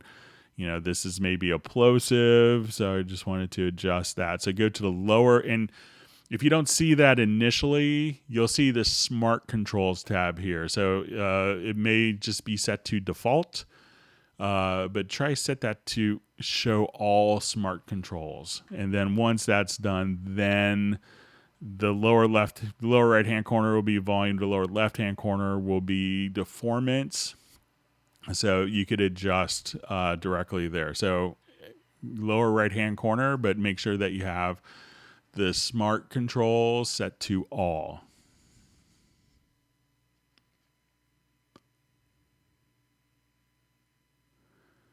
Okay, so question, why does it look like your color scheme has way more shades of color than mine? So let's go ahead and take a look at what color scheme I currently have. So if I pop here, so I just have kind of these default 16 colors. If you want more colors, it's pretty easy. If you hit, I think it's Alt or Option plus Shift S, and you could also do this from your project to project colors setup. And if you go to presets, so I have 16 colors. And what you can do if you want more colors is choose, okay, I want it to have 32 colors in 4 color tints, and hit apply. And now when you go to choose colors, you can have way more color options. So again, just Alt or Option plus Shift plus the letter S, and go to presets, and you could add more colors quite easily. And you have kind of basic colors. So I just have currently, like, this is the default default track colors. I may employ colors more than people do by default. So, but you know, I'm not doing anything special with that. So you could have that feature free for watching the Hangout today. Okay. All right, so see, question from Ace. Greg, could you please recommend an affordable, low-cost MIDI controller that has requirements for Cubase 10.5, so I could do all the things that Halion 6 needs for using Mod Wheel and Iconica? So, you know, once, you know, controllers, I got this question kind of emailed right before, you know, how I break down controllers is... you know, how many keys you need, you know, so some people, they just need 25 keys. They just need to kind of, you know, knock something out real quick. Some people want minimum of 49 keys, 61 keys, or if you're a pianist, you may want to have, you know, 88 weighted keys with like a real piano feel. So figure out how many keys you like, figure out what kind of action you need, because, you know, sometimes you may just go up and touch a controller and say, ick, or wow, this feels great. So make sure that you don't have a controller that feels icky to you. And, you know, the controllers often have very different feels. So if you have a Nectar, feels very different than a... you know, a Arturia, which feels different than a like a NI controller or an Akai controller. You know, the other thing, two other things to think of, if you want drum pads to be able to fire off and trigger different elements, you know, figure out if you like the feel of the drum pads and how many drum pads do you have in your system. Do you want 16? Do you want 4? Do you want 8? And also figure out how many knobs and sliders you want. So I like the ability to have 8 sliders, 8 knobs, so you can assign those to control and drive different parameters of software synths. I would get one if you're, you know, specifically thinking for Iconica. Think also of having the ability of having, you know, sustain pedal. Make sure that you have an input for an expression pedal, so you can have, like, you know, because if you wanted to have the expressiveness to be controlled via your foot, so that you could play and not worry about kind of losing a hand for your modulation wheel, having an expression controller. Figure out, you know, touch the pitch bend, touch the modulation to see if they make sense. You know, like Korg on their keyboards, they have kind of like a little kind of joystick parameter. Roland kind of has, you know, your pitch bend on some of their controllers go left to right, and you go up a little bit for modulation. So I think that works well for pitch bend, but the modulation isn't very precise. So, you know, see which ones make sense for you. And, for modulation, make sure you have kind of like a real modulation control, and it's tricky. Unfortunately, I don't think there's the perfect controller. In my office, I have a Nectar P4 Panorama, and that's what I'm using for the Hangouts, and and the integration works very well. But if I wanted to have like a piano snob friend come over, I let them play my Roland A80 from, it's like a 30-year-old controller at this point, if not older, but, it has a great key bed action. It weighs like 18,000 pounds, but, the actual keys feel really good for a piano player. So, those are a couple of things to kind of look out for. But, for Iconica, make sure that you have, and for Halion in general, that you have like 8 sliders, 8 knobs that could be assigned. Make sure that the modulation wheel is kind of like something that you can get all the nuances, and that you have expression and just a feel that you like. So...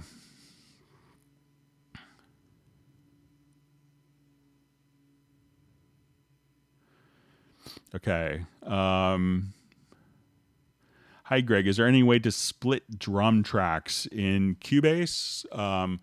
So if this is like for a MIDI part, I'll show you a trick. And if not, you could just kind of let me know. But let's say if I come here to, let's go back to this project here.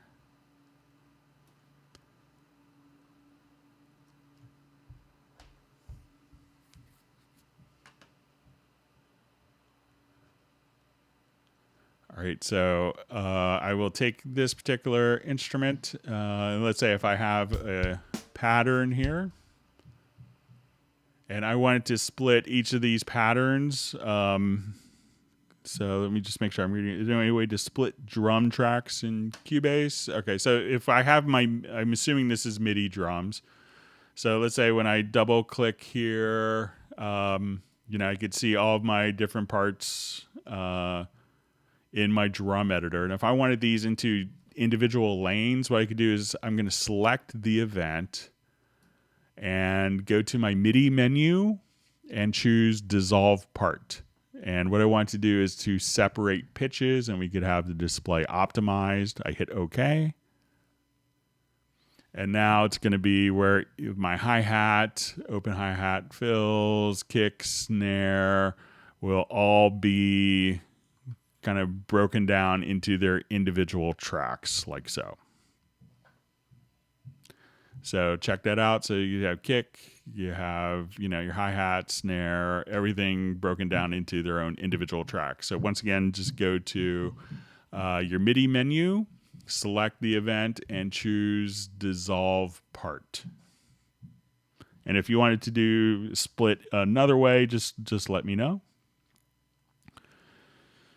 Okay, so a question the other day I asked about Cubase 10.5 and UR44C. The UR44C does show in studio. What I can't find is a way to access UR44C's DSP mix effects directly from the mix console or project window. So with this, what you want to do, the UR44C, is, and you have to have the outputs connected here. So I'm going to connect this to I'll do a new project.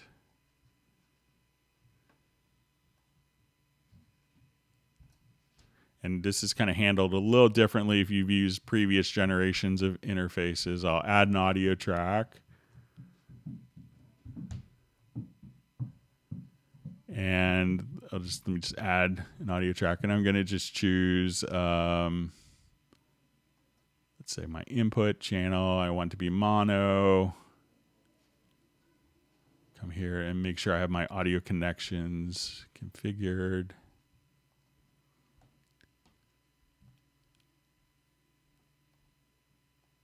And then you'll see the hardware settings directly from here. So let's just...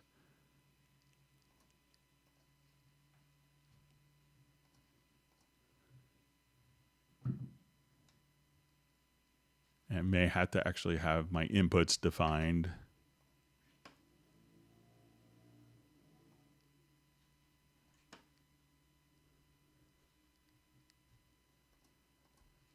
Okay, so just...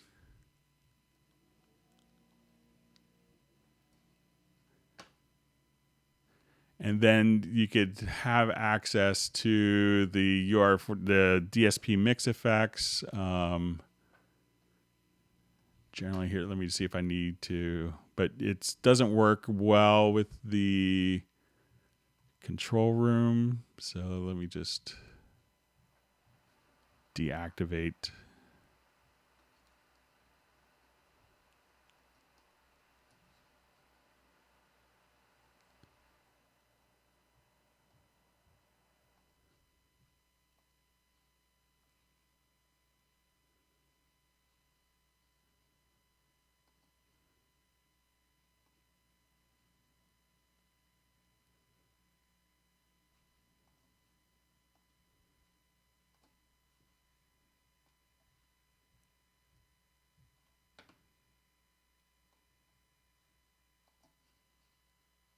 But you'll see kind of the hardware tab appear here, but it won't appear if you have the control room activated. So I may not have it configured correctly in my...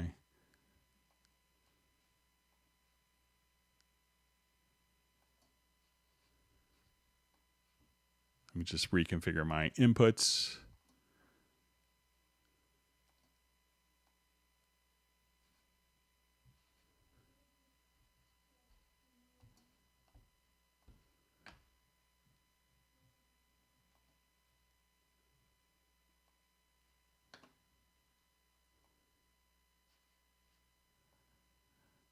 But you would need to do that. And then all the settings for the inspector would be for the hardware is actually handled directly in the inspector itself. So, but try that. And but I don't think I have the extension installed. But then it'll just show up directly here in the hardware. So that's where you could access the internal effects.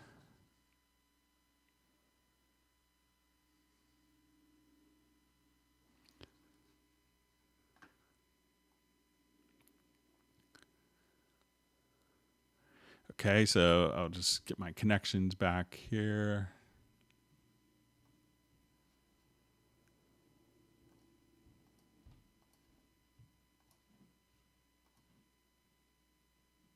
Oh, let me just set the mix here. Sorry.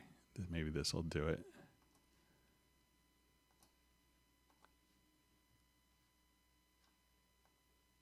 So yeah, now that I have it set to the mix, when you go to your UR44C, now you can see that you'll see the UR44C show up here.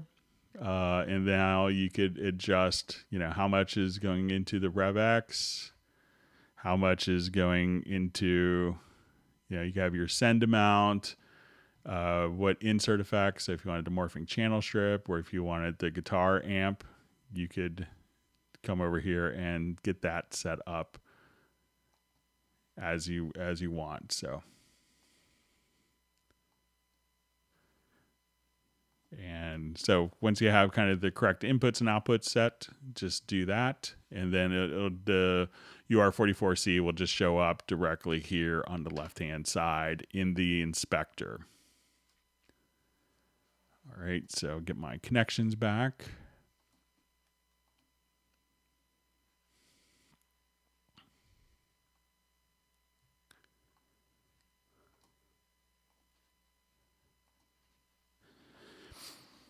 Okay. So question, can the old composer trick of slicing a long MIDI note also be applied to a long series of mono audio notes, say middle C, that follow the chord track harmony rules? Okay, so let's go ahead. I think we might be able to try it on this particular project.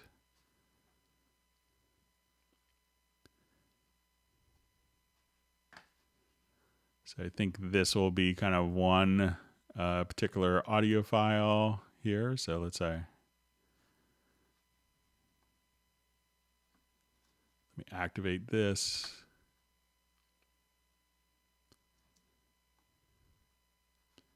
So we'll take our bass note here, Just let me check my connections here again. Sorry.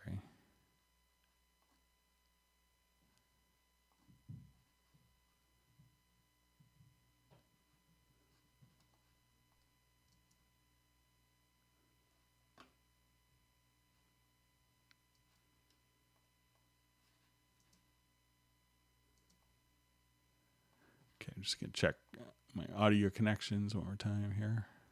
Just remove this.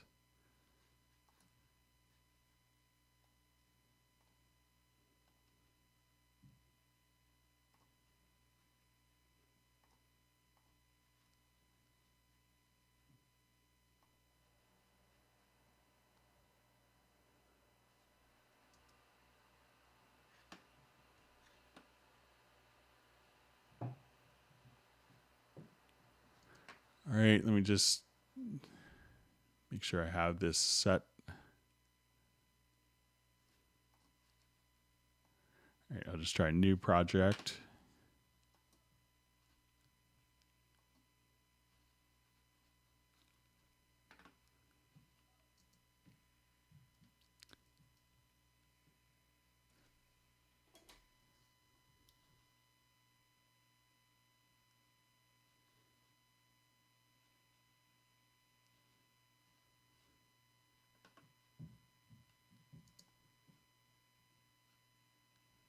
Okay, some reason I'm not hearing my audio interface. Let me see if I can get this back quickly. Oh, it's the wrong one, so that would make sense. All right, sorry about that. My brain cramp. Okay, so let's say we'll jump back to this project. All right, so let's say we have just this one long kind of drone note. And I'll just solo this note. And let's just add a chord track. Let's see, I don't think I have one in this project.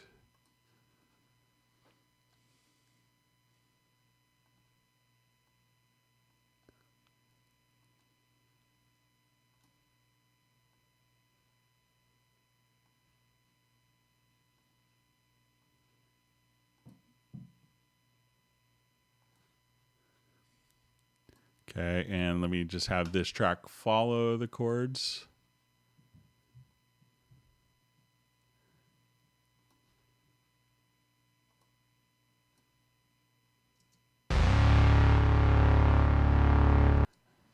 And see if we had to do a quick VariAudio analysis of it.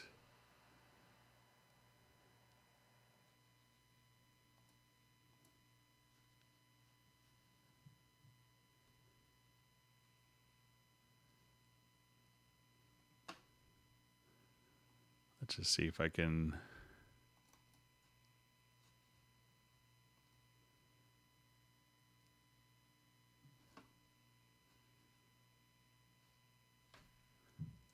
I'll just revert this and I'll just try VariAudio again. See if we get this going.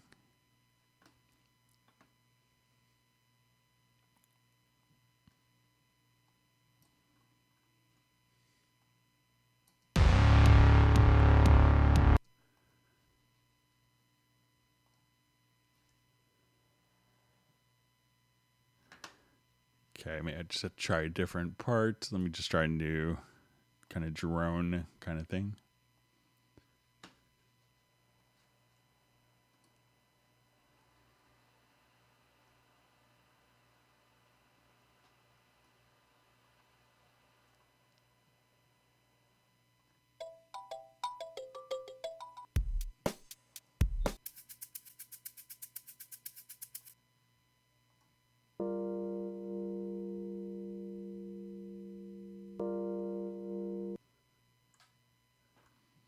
See if I can find a bass thing.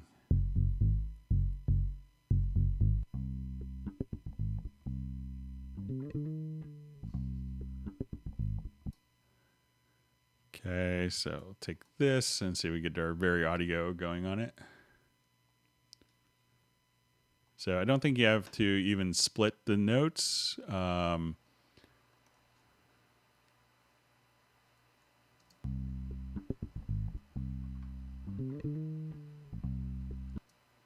So let's say at this point, I want to take this, let's add a chord track.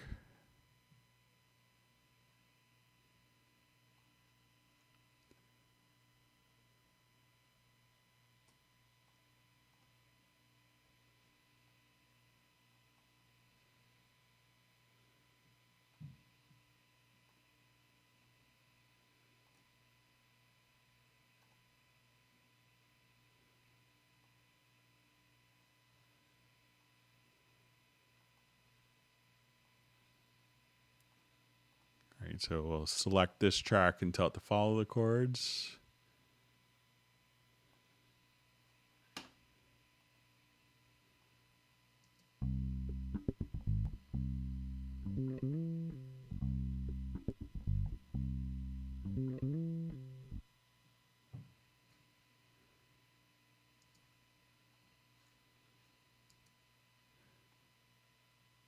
So I'm just trying to see. Let me just see if I can do just a simple synth note here. See if we can try something besides searching for an audio file. So,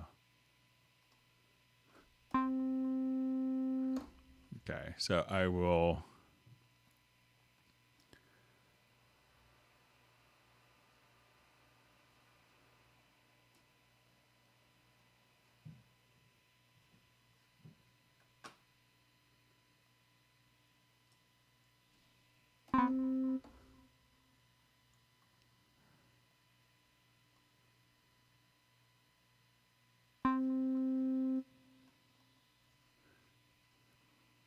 Okay, so I'm going to render this, turn it into an audio file.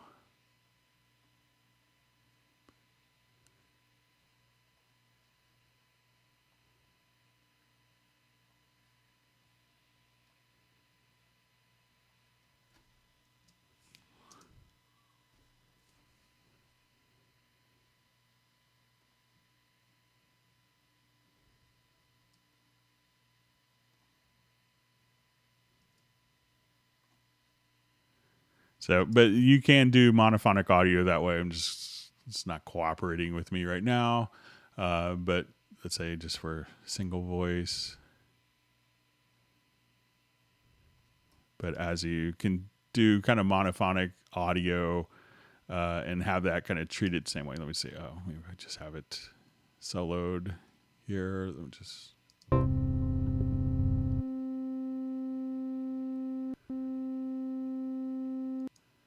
So once you have kind of that set to, let's say, chords.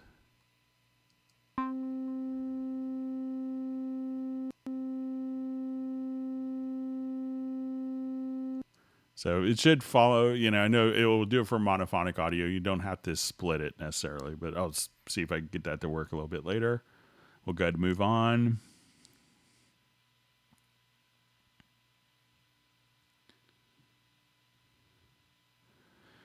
Question is there any way to get rid of input faders and are recommended to have available in the mixer window if they're never being touched?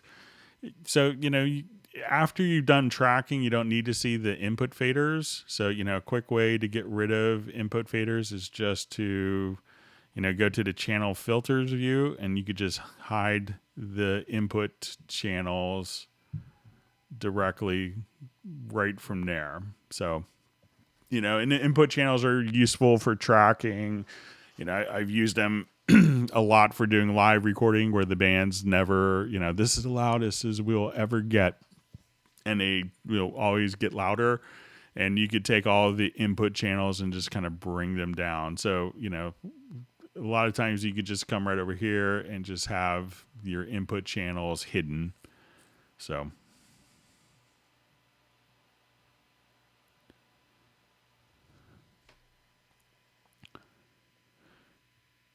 Okay, good to see sub 403 on the Hangout.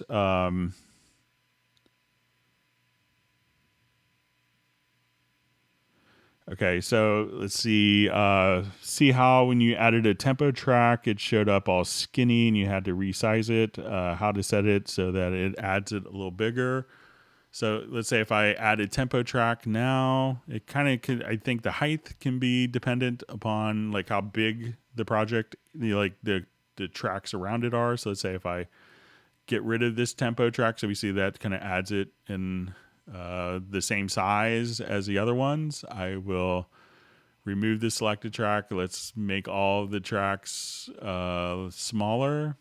So if I add a tempo track now, it's going to be probably, we could do that. But you may also get into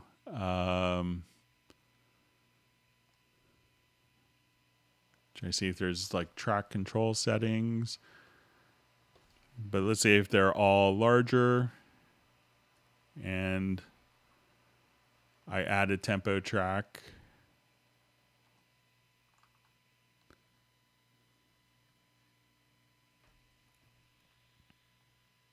it'll be larger. So, depending on the size of the other tracks can determine the size of the tempo track when it's added.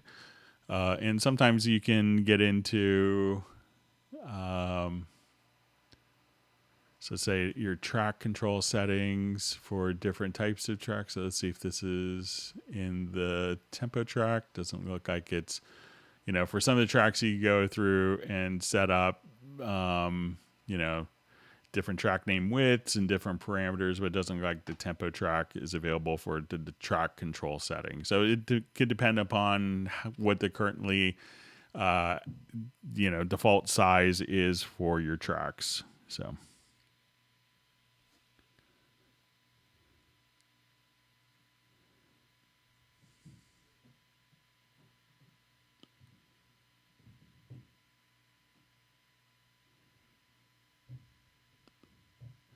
Okay, just seeing a nice comment from Ace. Greg, I really appreciate your time and expertise and help. Thank you so much, Greg. You're welcome. Hopefully it's helpful.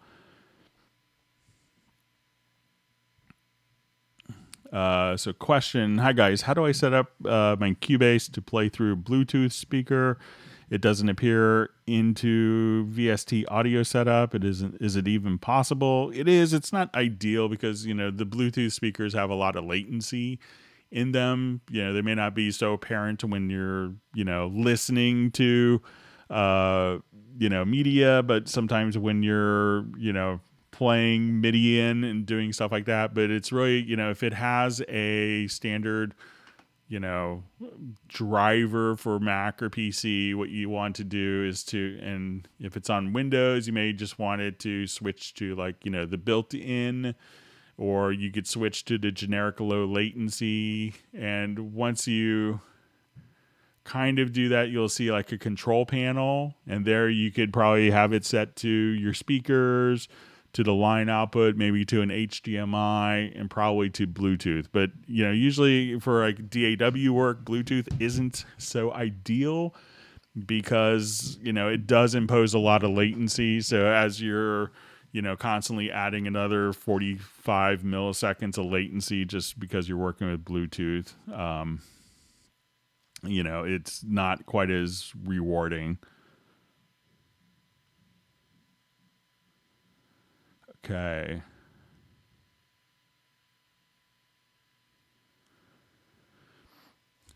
So I see a question. Using many device panels, the knobs do not move when I do auto modulation.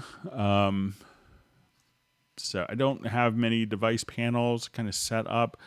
So I'm not sure if you're automating. Maybe Brian, if you could answer if you're automating within the device panel or if it's being done through like an LFO that's sending to the different parameters for modulation, but that'd be helpful to know.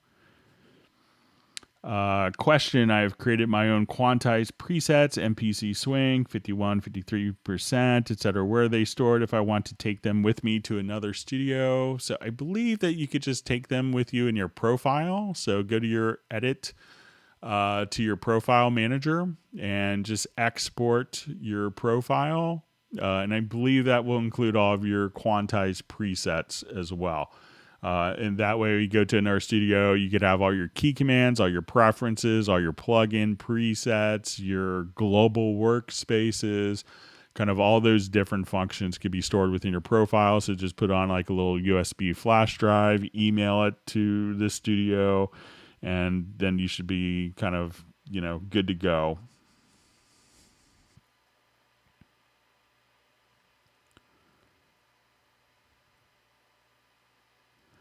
Okay, so a question from India. Hi, Greg. Can you explain your OBS stream setup? I'm not able to send sound through the stream. Thanks, love from India. So what I do, and it's just kind of a method, and I've been doing kind of the live stream for a long time, and one of the things that I wanted was to not have to have a plugin present, because I may have to create a project, and I don't want to, every time I create a project, have to load like a stream plugin. So I have, in my current setup, I have OBS going, and I just have my computer display.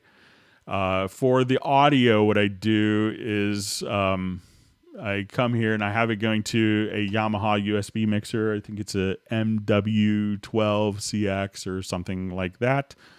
And I take my output of Cubase, and let's go ahead and exit out Dorico here. I take the output of Cubase into like a UR44C audio interface. That interface is going out to the Yamaha USB mixer. My microphone is going into the same USB audio mixer. So if I need to cough, I could just hit a button and mute my microphone, which is handy. And so the audio out of Cubase and my microphone are going into the Yamaha mixer. So Cubase is seeing one audio interface. My USB audio mixer is being used for the transmission through OBS through YouTube. And that way I don't have to worry about, sample rates changing. I don't have to worry about loading plugins. And I could, adjust the balance. I don't have to set up a loop back, which I could do quite easily. But that's how I do it. So I have one audio interface for my Cubase. I have another audio interface as a Yamaha analog mixer with a USB output. And I use that for the microphone and summing the audio output of my Cubase from its audio interface.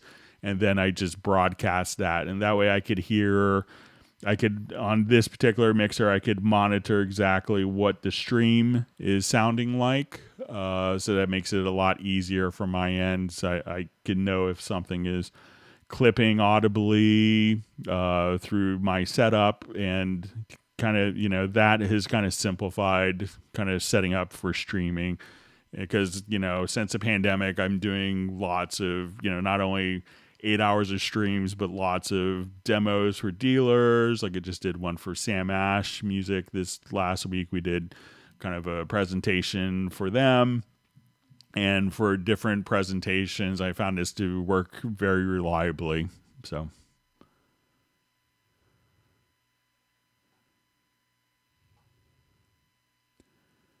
Okay, so we see a question. Hey, Greg, is there a way to cascade audio inputs numerically in Cubase Pro 10.5? I know you had a video saying hold shift, but that doesn't seem to work on 10.5 Mac. Yeah, I've noticed that this hasn't worked. So if I have a number of inputs, so let's come over here. I'll just create an empty project. I will add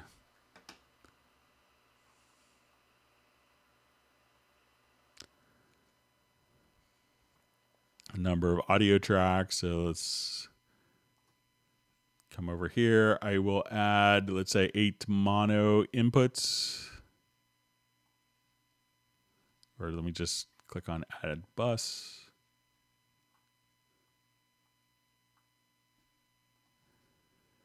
Okay, so when I want to, let me just check my connections again. Sorry about that. Let me just.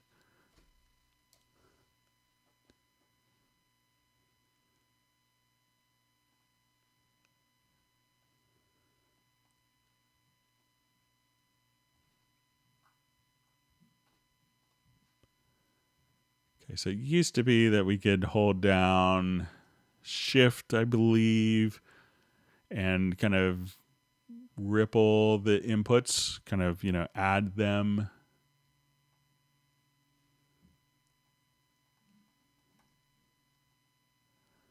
To those particular ones. And if I wanted to set them all to the same, so let's say if I come here and hold down Alt or Option plus Shift, I want them all to go from input 4. We could do that. And it used to be that I believe it used to be Shift, and then you could increment. But let me just see if that modifier has changed. I think I looked for it previously.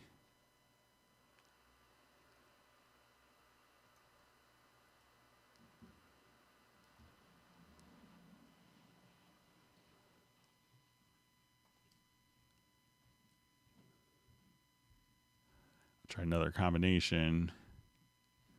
And sometimes let me just make sure it's not working in the main mixer here. So when I go to my routing,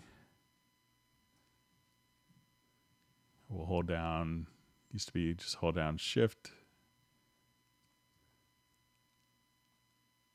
That would do it, but I'm not sure if the keyboard shortcut has changed.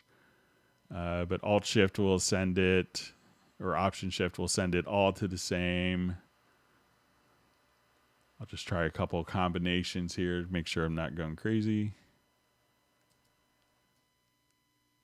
Yeah, so I'll mention that to developers, and and if they're doing testing on that, but I'll make a note of that during the index tonight.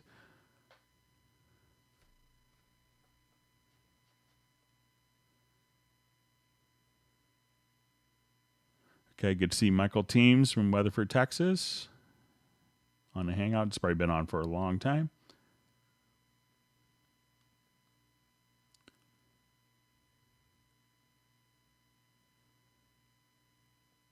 Okay.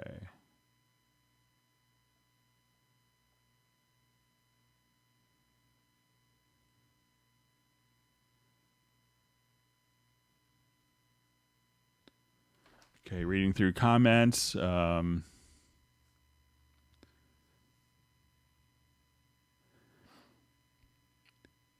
just see Oha saying I need them Yamaha headphones. I have to say I really like I think it's a HPH-MT8. I like them quite a bit, so.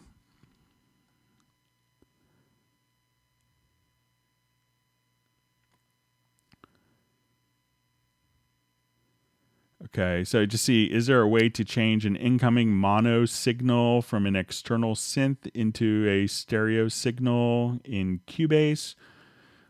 If the audio itself is, if it's if it's a mono output that's coming from the synth, you could record it into a stereo track. I know what some people will do is record it, set the same input to two different sources. So let's say, okay, I have mono in and mono in, and then, link these two channels. So if you wanted to just link the channels in the mix console, you can come over here and just say, okay, we're going to link these two particular channels for volume. And record enable. So at this point you could record the same mono information twice, and to two different channels, and pan independently if you wanted to. So let's say if we just come here, let's pan this to the right and see if that. So you could have those panned independently, so as you record. So, but if the source is mono, it's not going to automatically turn into stereo, but you could, record the same channel twice and pan it, and that'll give you kind of a stereo effect. But if I'm misunderstanding, let me know.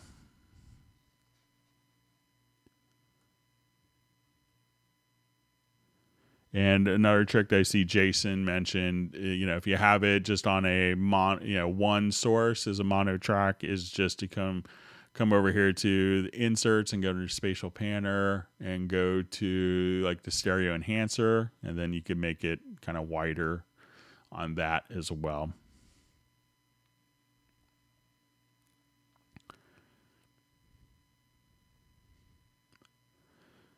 Okay, so we have a question. What's the difference between VCA or group track? So I think we discussed this a little bit earlier, but we'll touch on it again.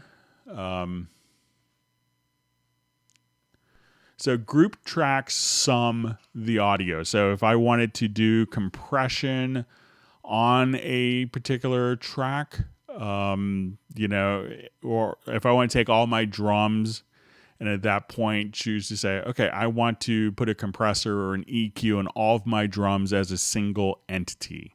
That's when we could use a group track. Or if I want to do parallel processing, that's when we could use a group track. Why you'd want to use a typical VCA is, so I'll just come here to my drums. So we'll look at our drum tracks here, is when you have automation. So if these are all assigned to, I'll take my snare here and I'm just gonna add like a big reverb.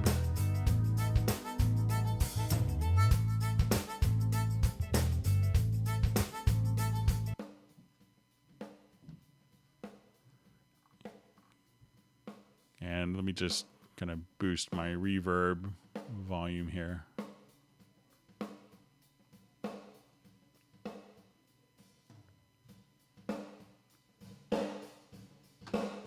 Okay, so let's say I will do kind of a large, obnoxious reverb.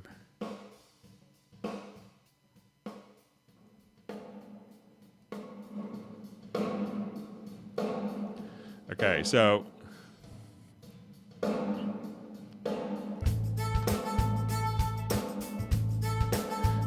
now I have my snare obnoxiously going to a reverb.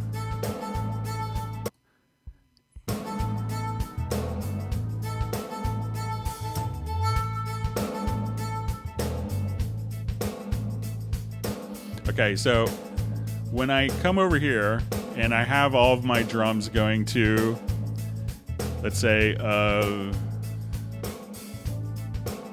and I have these all going to a group.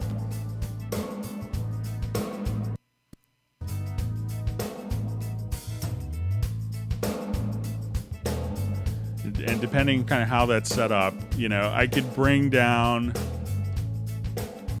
let me just add a group track to all these tracks.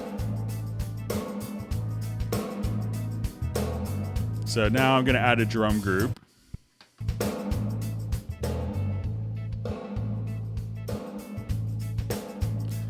You hear how it's like the effect is still kind of going on to that. But now if I have automation, and where it comes in really handy is when you have automation. So if I have automation, it's going in contrary motion.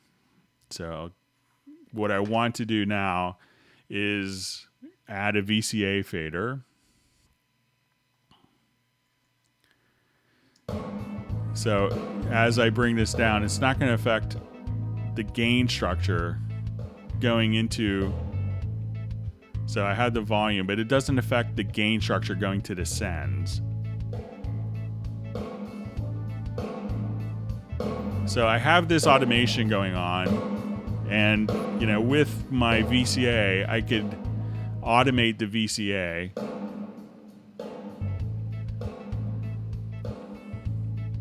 And even though tracks are kind of going in contrary motion where they're going up and down, so I bring the VCA up, and some of the tracks automation is still kind of going down as I'm bringing it up. So at this point, we could look at our automation for all of our different parts. And, you may notice that when you do this, that you'll see kind of like this other line here. So we see kind of the main automation line, and we see this line. So this line that we see underneath is the VCA and what the result of the VCA's effect on this automation. So now I'm going to just click to the right of this and combine. And now we could have the automation of that VCA directly taken into account here. So the VCA doesn't sum, so it's not going to apply EQ, doesn't really pass audio through it. You're not going to be able to apply compression or dynamics or like a tape saturation on that. It's really just going to be allowing you to take existing tracks with automation and be able to kind of, coalesce and bring their volumes up and down without affecting the gain structure to like your auxiliary sends. Okay, so hopefully that makes sense.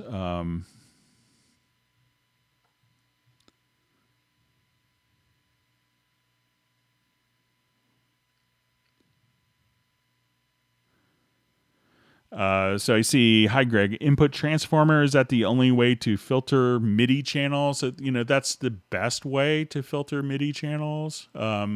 Because it's, otherwise, you could go through and have notes that are going to be duplicated.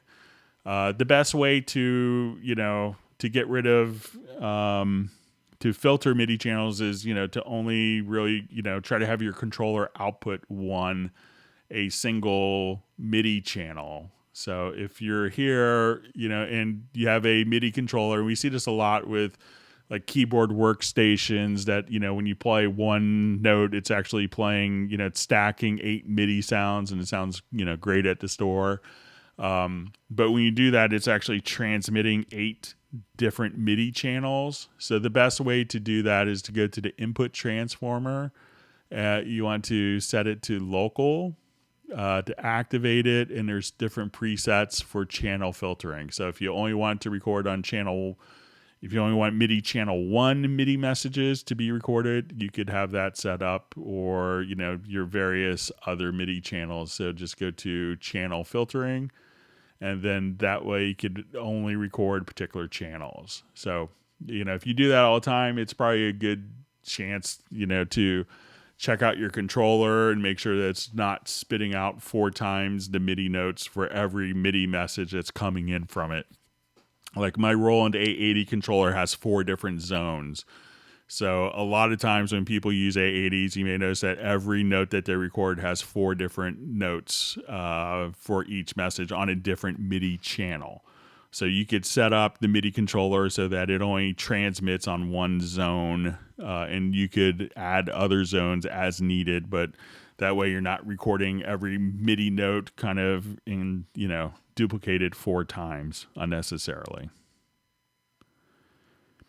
So I see question, when will Cubase 11 come out? I'm sure there's a lot of really smart ladies and gentlemen in Hamburg that are working on new stuff, but, we generally, don't really announce stuff ahead of time. It's not that we're being mean to the market, but, Steinberg has been copied so much over the years that, we also don't want to necessarily, I think, and I could speculate that, we don't want to necessarily give away features in advance so competitors could come out with it, but, know that people are always working, our development team is always working on new and exciting stuff.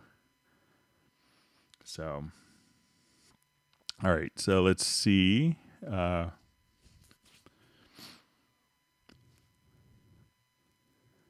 Okay, so we have greetings from Oberhausen, Germany. Thanks for checking in.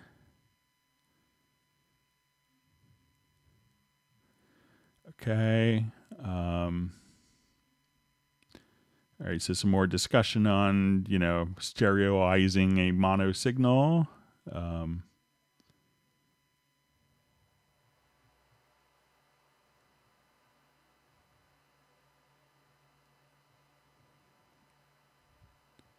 Okay, so we see a question, how do you connect and save an external synth on an instrument track inside of Cubase? So all you have to do, you could, Cubase will send the MIDI information out to, through your MIDI interface to your external synth. And what Cubase has the ability of doing is, if you go to the audio connections menu under Studio, is you could have this set up for external instruments. So let's say I want to have my Korg M1 or my Yamaha Montage. And what I could do is, you're going to need an audio interface with additional inputs, audio inputs. So we could connect the audio outputs of your external instrument to inputs on your audio interface. So if you have a lot of external instruments, you may want to get an interface with a lot of inputs to accommodate this, or if you don't want to have a mixer. So we define what inputs these are coming from. And at that point, I could say I want to add an instrument track. And we could go to external plugins, and I would just say, let's add our montage. And now at that point, I could just start, recording and playing to my external instrument. So if I record, so the audio output of the external instrument gets routed to the inputs, which this references. This allows me to access my high quality plugins. So if I wanted to, come directly over and have access to all of the EQs and all my insert effects, we can just come right over here and have access to the same reverbs, delays I'm using on all my tracks for my instruments. And then even while we have, MIDI that's been connected, and when we hit play, the MIDI gets sent out to the instrument. The audio outputs of the instrument get sent to the audio inputs of your interface, which you've defined in Cubase. So when you go to do a render in place, or you do an export audio mixdown, it would do it in real time, but it would still capture the actual audio from the instrument. So that's how you could work with kind of external instruments. So.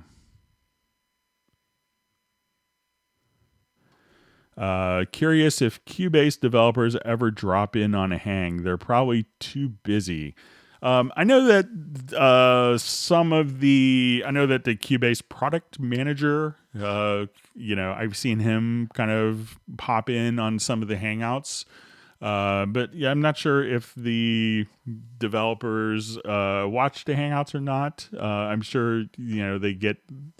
we pass on feedback from Hangouts that I'm sure finds their way to them. So, but yeah, if there's any developers, you could always say hi. But sometimes, they like to lurk and kind of see reactions to their stuff. But I'm not based in Hamburg, so I don't really kind of have conversations with them casually, because I'm about 5,000 miles away from where the development is done. But yeah, but that's a great question, Ted.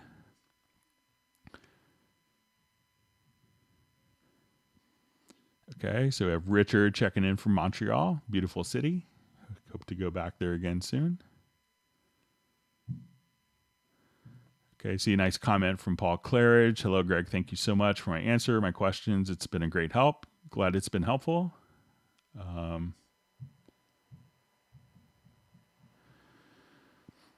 So just see comment. It would be nice if there was a plugin like Wave's Vocal Writer plugin within Cubase and write automation automatically. So I found a lot of those things not to be personally I know it's a great marketing thing to turn this on and everything will be fixed in your track. And I found it sometimes, a lot of stuff is just like a little tweak here or there that I would rather do myself intentionally. But, we want to make sure our VST plugin partners also are able to offer great solutions as well that we may not. See Gareth mentioning that the DT770s are great for me. Okay. So the headphones. So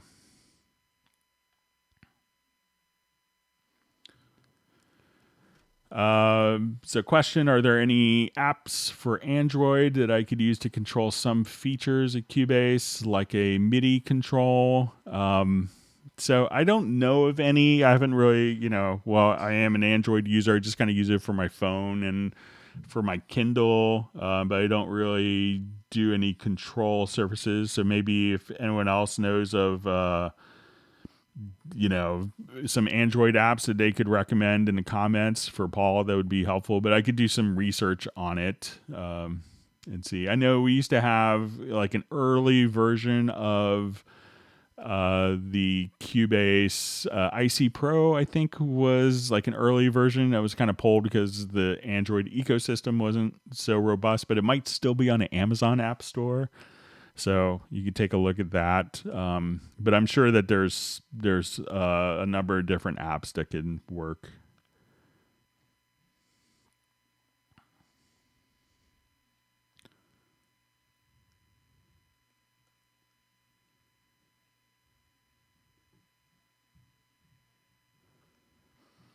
Okay, so see, question. Hi, Greg. How to avoid piano part export from score editor as stemmed across to both staves? When exporting music XML to Dorico, both staves are stemmed as one, although in Cubase it looks normal. So let's take a look at it.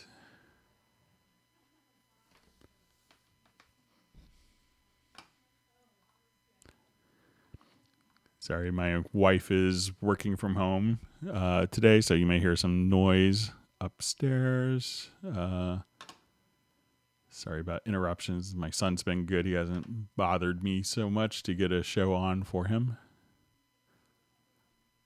Let me just take a quick piano part here. Let me just find something that would work.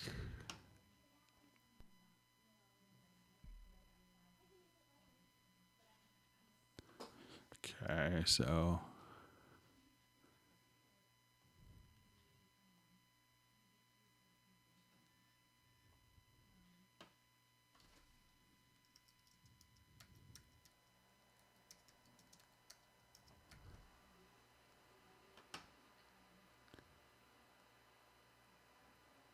all right, I'll just put this on my desktop.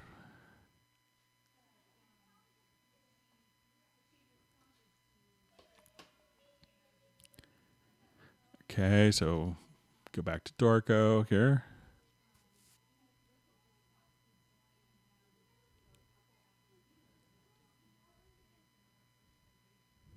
Thanks for all the wonderful questions. And if you've, if you've learned a new tip or trick or have, feel free to give a thumbs up to the video. Make sure that you indicate that you like the video. And if you haven't subscribed to the channel, we could just do that now as well. So let's come over here. I'll just do a new empty project.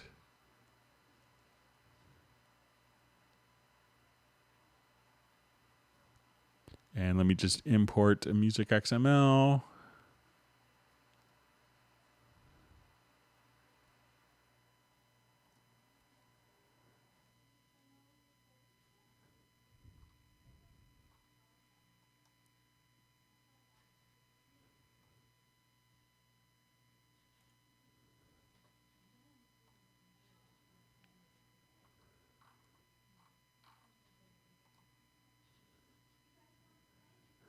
So that looked like it carried over fine. I mean, I could turn off the, the pedals, but that looks like it kind of imported as expected other than pedals. So if it works differently for you, so I just want to make sure, so it's stemmed across both staves. When exporting music XML to Dorico, both staves are stemmed as one. So that, let me know if that looks different on your end, but just kind of doing a quick test, it looks like it worked pretty much as expected on my end, but let me know if you have different results. And this is with the latest Dorico version there. So Hi, Greg. Very quickly, I'm coming from Reason and can't figure out how to make a new bus group. Okay, so there's a number of ways of doing this. If you're looking for, there's different terminology with every program. So if it's dealing with a new bus, as in, creating a group, I'll just activate this project and let's revert it.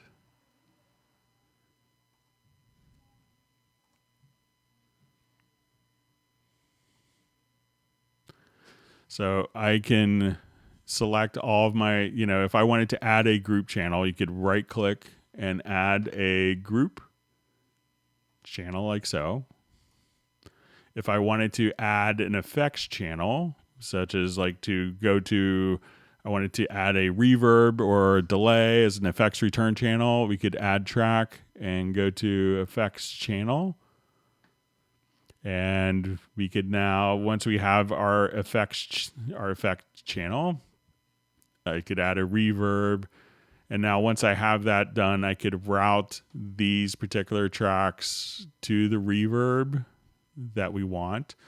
I could also select a number of different channels. So if I wanted to hold down my shift key and select all my drum tracks and route them to a group, you could right click, add track, and we'll say add group channel to selected tracks. So now we're going to have this particular group channel, or I could do the same thing with effects channel. So just right click, add track, and then we could use add effects channel or VCA fader. So I'll just add a reverb to all those particular tracks, and I go to my sends. Our reverb's been added, and we could add various amounts of that reverb to the different tracks. So see if that makes sense, if the terminology, if I'm understanding correctly, but give that a shot, and I think that should help you.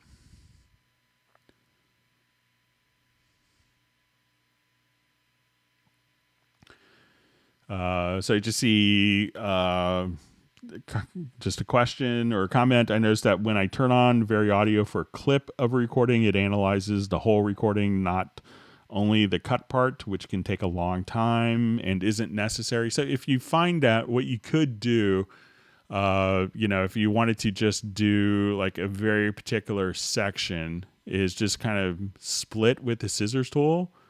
And if you just select the event, at this point, you could just say bounce selection, and we'll replace the events. And now when you double click, VariAudio will only do that particular, it'll only do analysis on that little clip. So otherwise it's going to be based on the file, because it's going to do an analysis of the whole file. But you could, again, just kind of split and select and go to your audio menu to bounce selection, replace the events.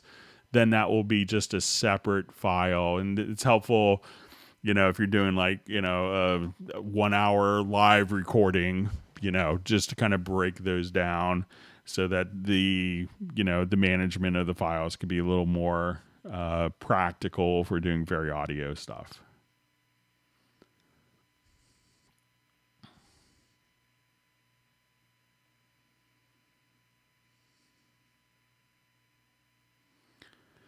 Okay, so a question, is it possible to replace the kick drum with another sample from Halion? So I'll show you how we can do it in Groove Agent quite quickly, but same principle applies to any sound source, including Halion or third-party libraries or any hardware instrument.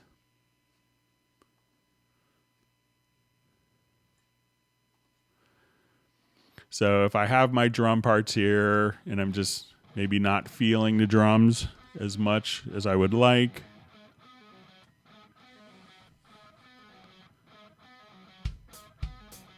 so I have an instance of Groove Agent loaded up here with some samples. So what I'm going to do is just double click on the sample editor, go to my hit points, just have it do an analysis. I'll kind of zoom in so we can see this a little more. And I want to just adjust my threshold. So we're only doing the kicks and not the bleed through. So I may want to just kind of come right there. And then once I have that done, I'm going to say create MIDI notes. And I could put these onto the first selected track where I have Groove Agent and put the pitch to C1. And now I could mute the audio and it's all being triggered.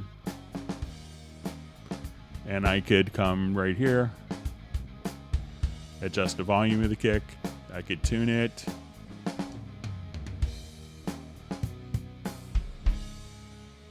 Just that easily. So just within a couple of bars, you could just do your drum replacement.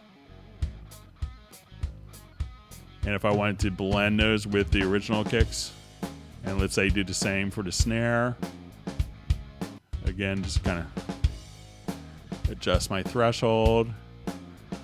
Let's go to create MIDI notes. I'm going to select the Groove Agent track.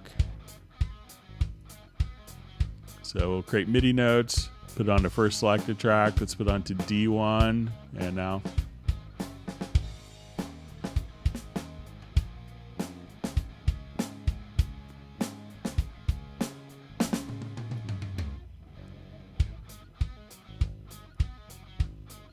So now you can tune the snare.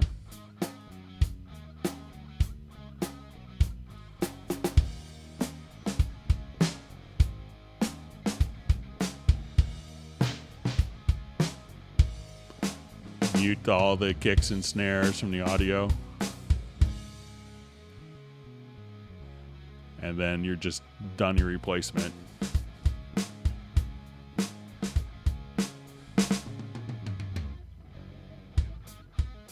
So, and again, that MIDI could be routed to anywhere.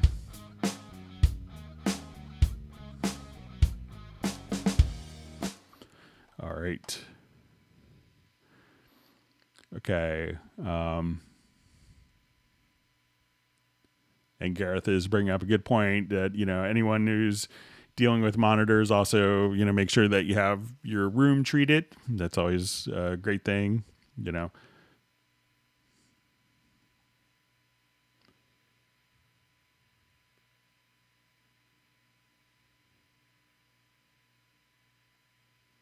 Okay, let me just scroll back through time. Thanks for all the wonderful questions. Let me just, my chat had jumped ahead. I see I have lots of questions in my future.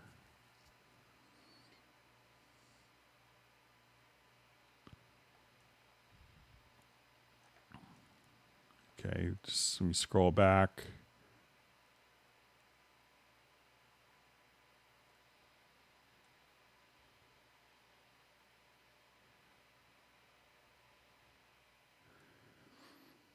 Okay, so we have a question. Hi, Greg. I have latency problems with some plugins, such as Auto-Tune 9 Pro, Artist, and EFX works normally, and some debreaths and de-essers from waves, even when I put the plugin after recording. So, generally the plugins, should be compensated for on latency. So, if you've recorded,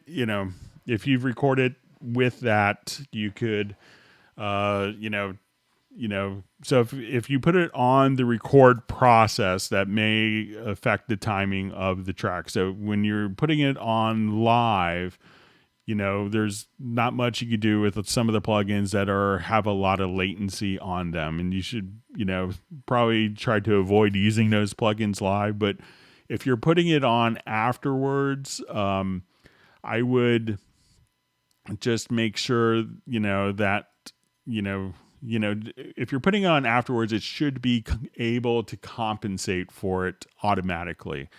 So whatever you're doing. So, but some plugins don't record their latency correctly, and that could be an issue. So sometimes if you do just a plugin rescan, I think maybe if you do the rescan of your VST plugins, when you see Cubase starting up, it will actually measure the latency of the entire signal path of that.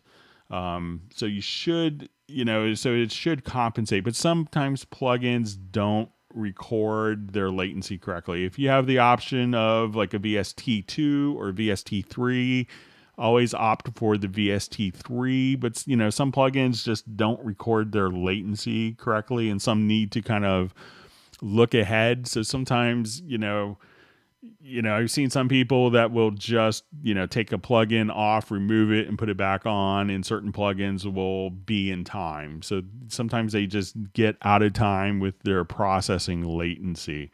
So there's a couple of things to try, but if you've recorded with the plugins, try not to do that. I think Auto-Tune has their like a live version of the plugin, kind of for that need, which has minimized latency. All right, so we'll move on.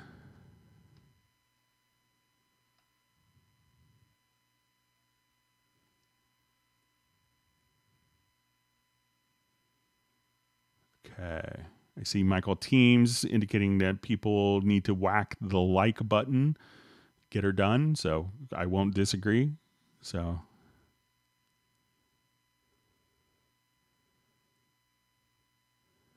Okay.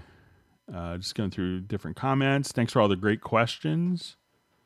And also, if you haven't subscribed to the channel, make sure that you've done that so you get notified for future hangouts. See a nice comment. Greg, many thanks for your work. You're so helpful. So I'm glad to help and share knowledge with people. I've probably just made the mistakes before many others have. So.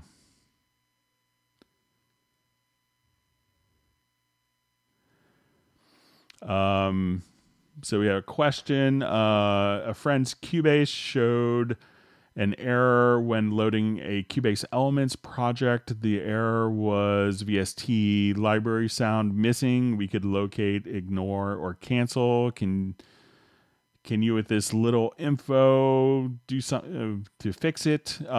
If you know what the sound file was. So sometimes, people may have used, there's lots of different add-on sound libraries, and it could be, and sometimes people don't install all of the sound libraries or remove sound libraries. So if you know exactly what the missing library is, which should give you like an indication on the message. Often, if you look, what I've done a couple times in situations like this and advised other people is just, look at the particular name of the file. And then if you go into the installer, you could sometimes just find that exact file in the installation and then just make sure that you right click on it and that it's kind of, you open it up in the library manager. But if it's a content that's included, anything that's in Elements should automatically be included in Artist or Pro or, higher versions like Nuendo. But, sometimes I've seen, content files that will just kind of get erased accidentally or someone doesn't install it and you may get a message like that. But if you find that particular message and you could go back to the installer and actually just manually drag that to where the other content is located on your system. Okay.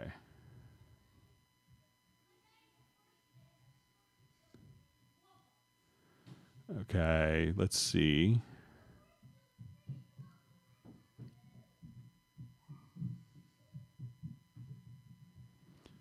Okay, I guess, I see Defenders that someone gave us a dislike, so that's fine. We don't have to go to other forums and dislike them, We're secure in who we are, so, okay. But yeah, we used to have like Hangouts that started with, before we even started, people disliked it, so that was always funny to me. Okay.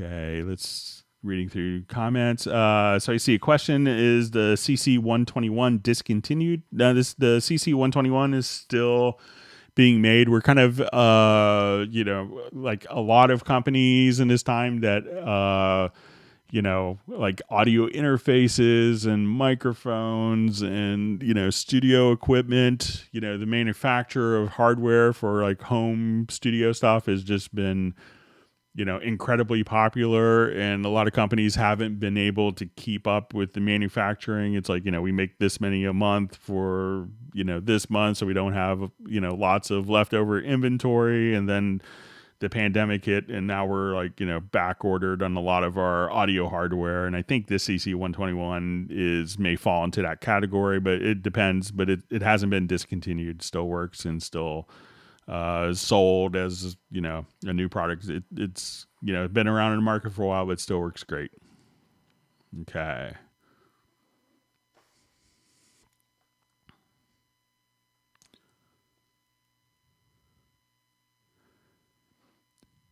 Okay, just going through. You see Michael Teams probably also sounds like he has a Roland A80 as well. And Axel Pose has a Panorama P1. Says he likes it, but it picks up dust like crazy.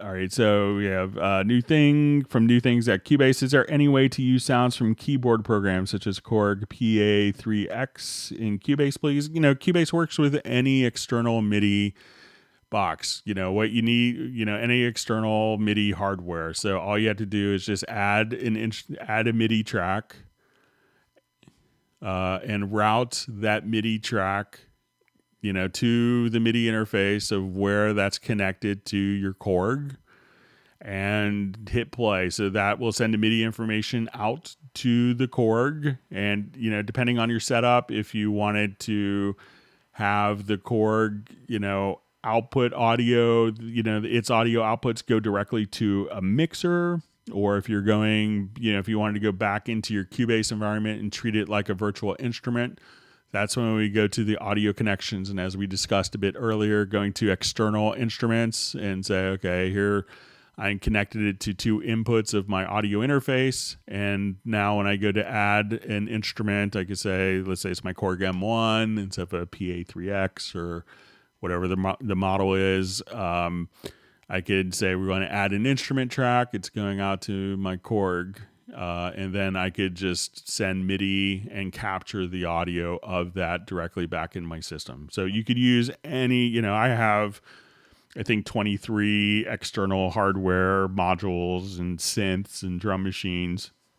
Not that I really use them anymore, but I have them, and they're still all available to use in Cubase, very easily.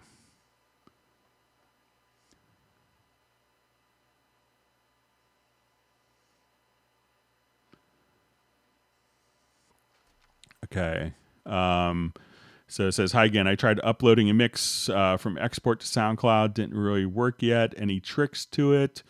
It's really nothing special. Make sure that, whatever, I'm not sure if SoundCloud has like particular parameters, if it needs to be a certain sample rate or bit depth, or if it's MP3 or whatever, but make sure that, if they have particular parameters and guidelines for the files that they're looking for, that you're kind of matching that with the parameters of the exported file in Cubase.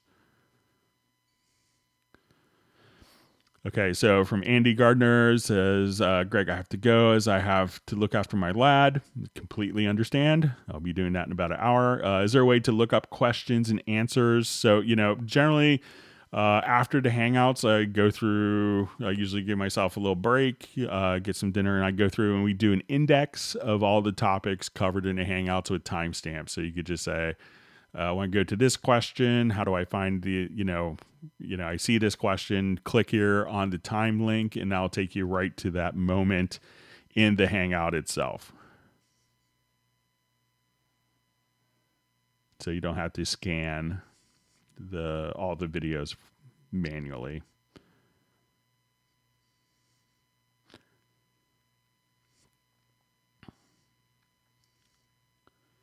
Okay, just reading through different comments.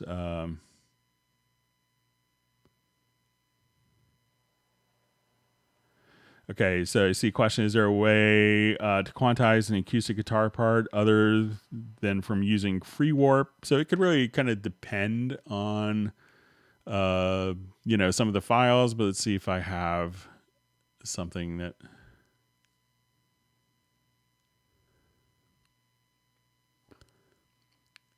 like an acoustic guitar part that I may have. I think there's some acoustics in this.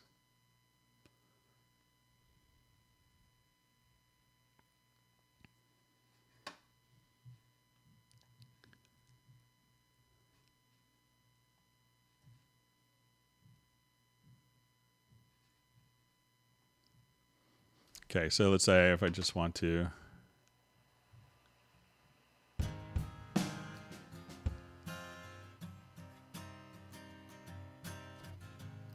So I'll just put this in a bit of a loop and I'll pan it so we can...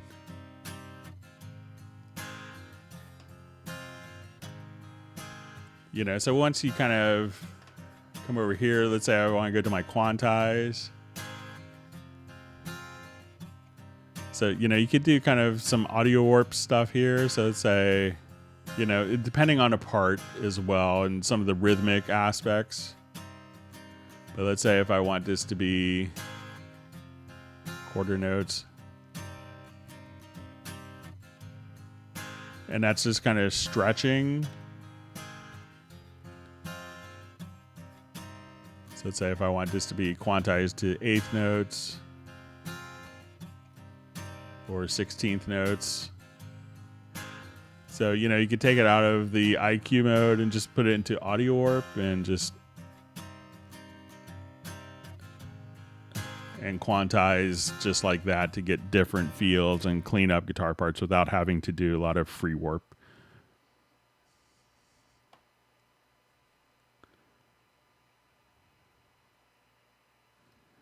Okay, this reading through your comments. So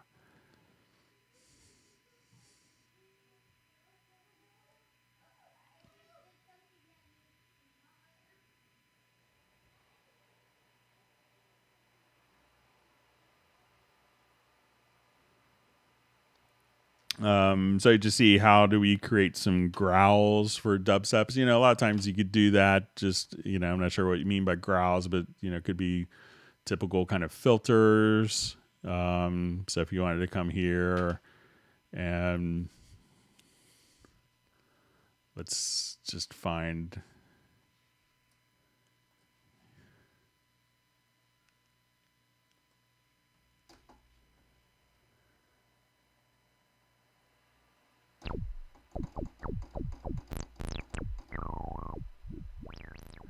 just coming into your cutoff. I'm not sure if...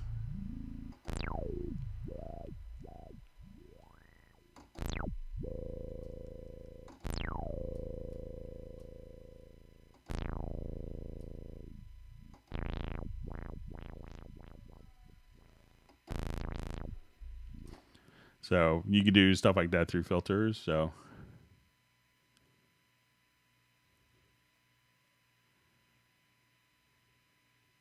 all right, so I just see a question from maybe Gatan Laniel, explain timeline question. So maybe if you could reiterate the question and maybe ask in a different way. All right.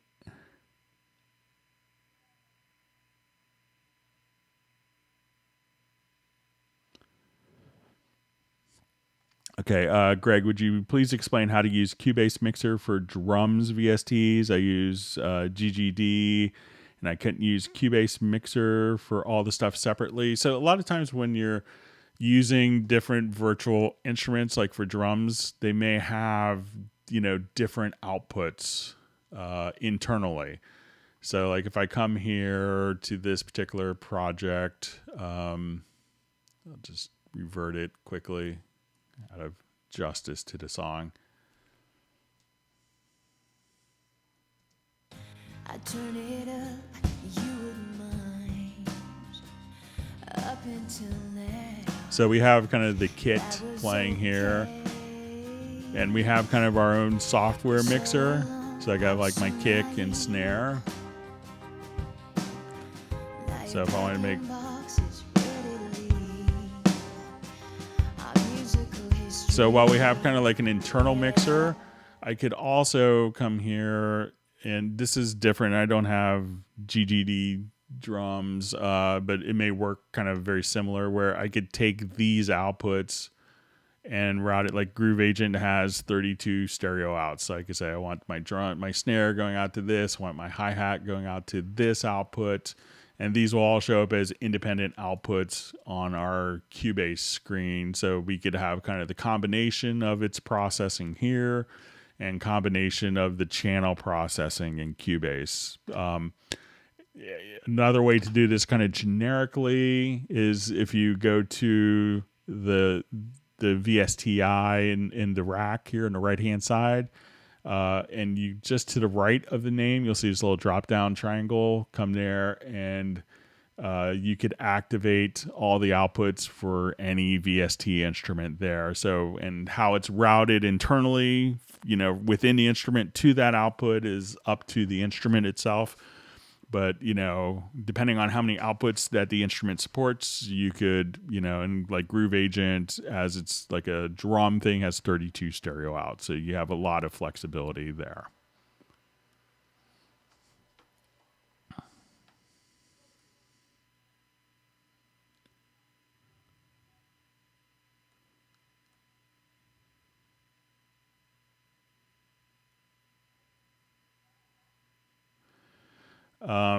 So I see, I really like the Step Designer and Retrolog. Is there a way that I can use the Step Designer and Retrolog to affect another synth?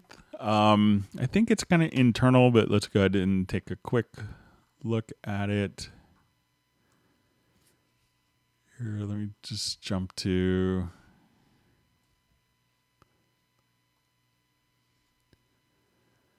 So I think once we go over... the step, when we go into like the step input here, so if we wanted to do kind of some of our different things, so, a lot of these will kind of work. There is, it's slightly different, but something to explore is one of the MIDI inserts. You could come over here to kind of a Step Designer MIDI plugin, which will kind of give you similar results. And you could use this for really almost, as a MIDI, for step entry on just about any type of device. So similar concept. So, try going to like a MIDI inserts and using this Step Designer plugin. And that could kind of get you into the same ballpark pretty quickly.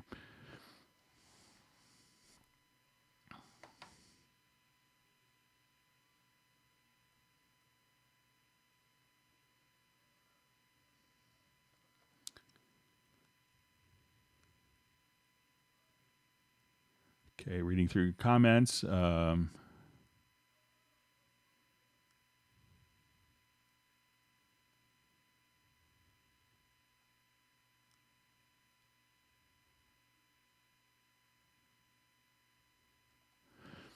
Okay, so we have, hi, Mike from Bulgaria. Greetings. How to turn off direct monitoring of the UR sound card. So if you wanted to turn off the direct monitoring, you could go to your studio setup, select the audio interface, and turn off direct monitoring right there. If you're to the point where you're just hearing, lots of effects and stuff like that, you may just have to, go to the setup, but that's all you have to do for direct monitoring is just get to your studio setup, select the UR. I think just make sure you got the right interface. So the UR sound card, and then just make sure direct monitoring is disabled.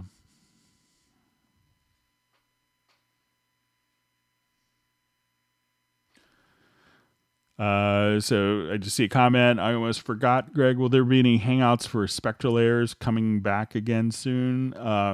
I haven't heard of any, but I could check with Mike and see if he has any future ones planned. So, and maybe I could, I'll try to email him. I know it's a holiday weekend here in the States, but maybe I could try to have an answer on Tuesday and see if he has any planned. Okay.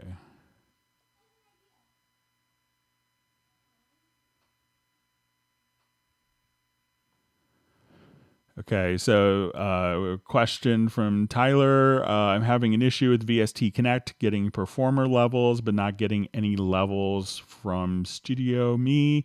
Everything seems to be set as I usually have it. Any ideas what can cause no levels from Studio? Make sure that you have,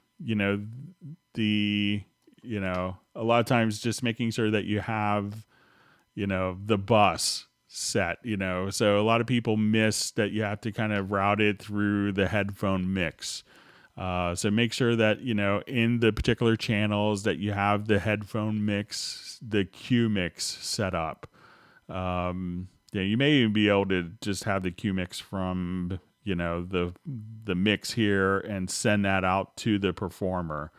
But, often it's just making sure that you have that Q mix set. And something else that a lot of people leave on in the control room is once they're doing it is making sure that you don't have the talkback microphone on. So you see a lot of people leave the talkback mic on and it's like, why aren't they hearing anything? It's because the talkback mic channel is open.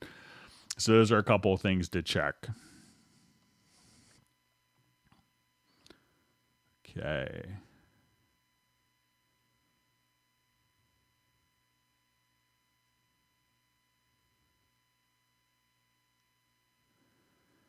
Okay, so we have a question. When is it useful to use the control room? So I use the control room for, a lot of things. One is monitoring, my monitoring levels.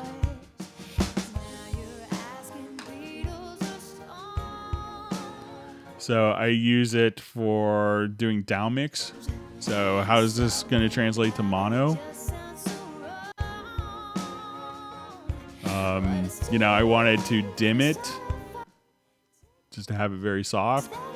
I want to have my bass, or let's say I want to take the vocals, and you may notice that you have this L button.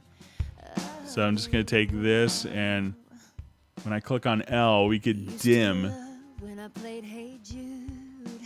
So the other tracks. So usually when you solo a track, everything else is muted. I could also just have a listen dim level. So now when I click on L, the other tracks are still there, but just dimmed. If I wanted to listen to just the reverbs,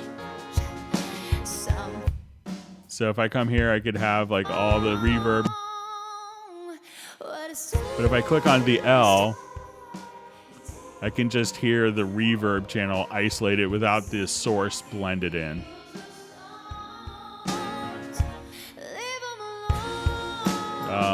You could also switch between, if you have an external input, you could say, someone brought over, you have like 2 channels, you could have external input connections.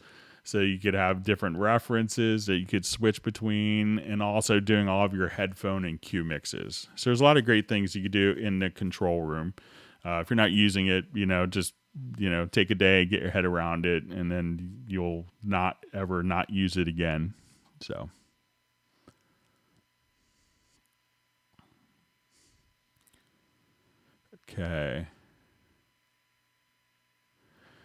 Okay, so we have a question. What exactly the insert point in the input side can be used for? So when we have our input channels defined here, sometimes you may want to actually record and print an effect.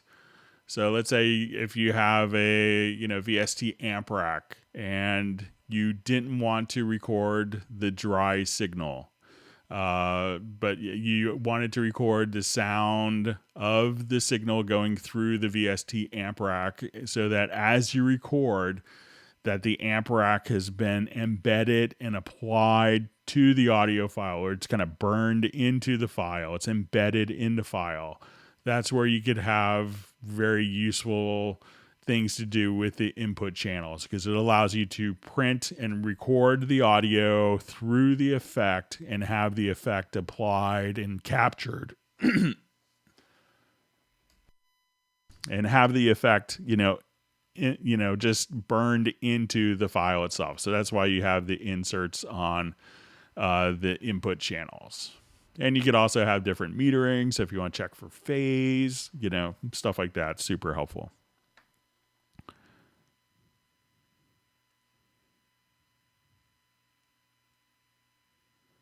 You see Jeff really like putting in his recommendation for Sennheiser HD380 headphones.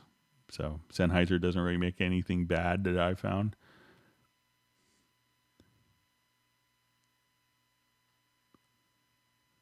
All right, good to see Jay checking in. I believe he's outside of Amsterdam, if memory serves. Okay, just reading through comments.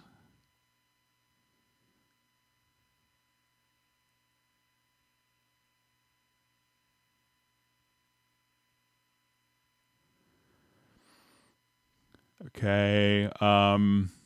So we see a question from Charles. Good to see you on Hangout. Is it possible to import expressions for use with expression maps from external source? What is the format? Does it use standard MIDI formats? So really all you have to do with the expression maps is, it's not a standard MIDI format, but when you go to your expression map setup, you could just load these, and you could save them as, it may save as an XML file. I'm not 100% sure, but you could just simply load and save. You don't have to, it's not going to be like a standard MIDI file for that. And as Jazz Dude mentioned, there's lots of freely available ones that are around.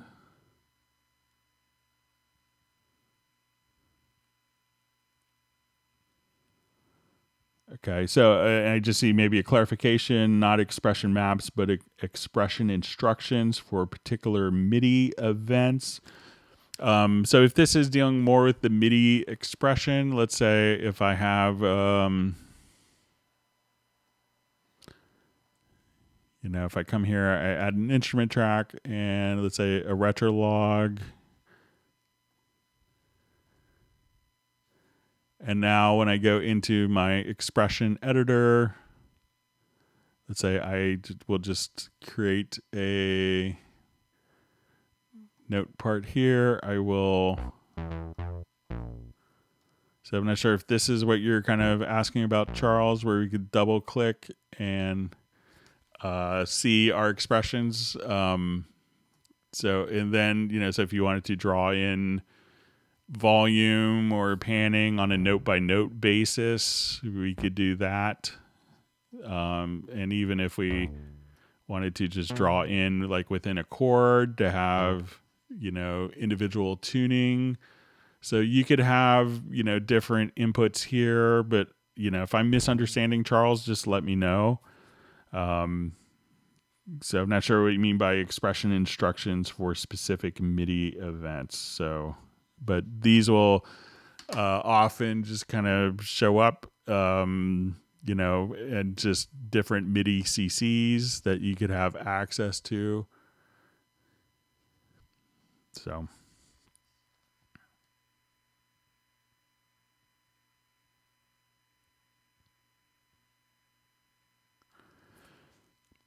Okay, where do we place our own user picture files for easy loading or selection in tracks? Mine seem not to show up after closing and opening a session.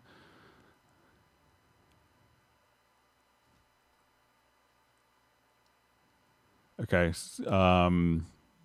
so let's say we come over here, so if we have our picture files, we could import them, but your user files. So let's say if we have, It's just, and it may just show up in preference presets. So I could probably spend 10 minutes finding the location. But if you want to email me, I could find out the exact location. But, anytime that I have a picture file that I've incorporated, it's always kind of just showed up for me, available to use anywhere. So it seems like it got saved into... Okay, and I see Charles, and this may make sense now. So I think this was maybe in a notation editor, what Charles was kind of indicating for things like Sforzando and stuff like that. So let's say if I come here and I look at this in my score editor, let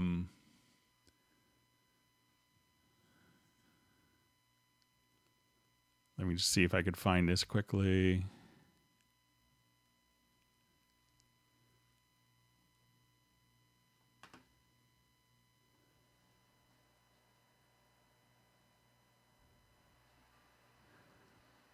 So if you wanted to go to, I think you could do it under dynamics mapping here.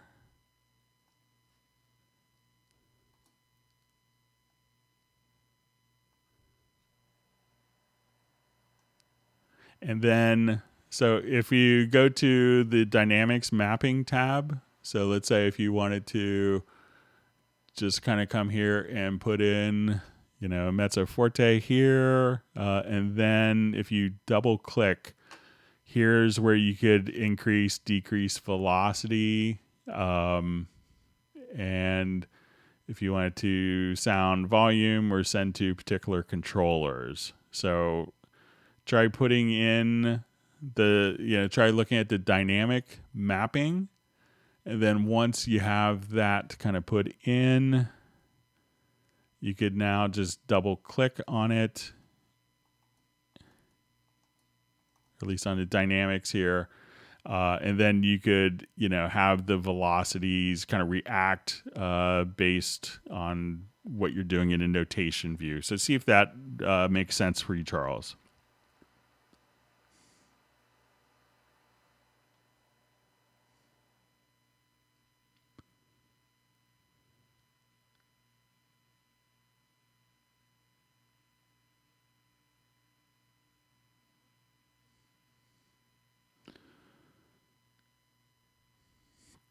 Okay, so I see a question. How can I make a cross sidechain? For example, I want to sidechain my bass by kick on 60 hertz and sidechain kick on bass at 80 hertz at the same time.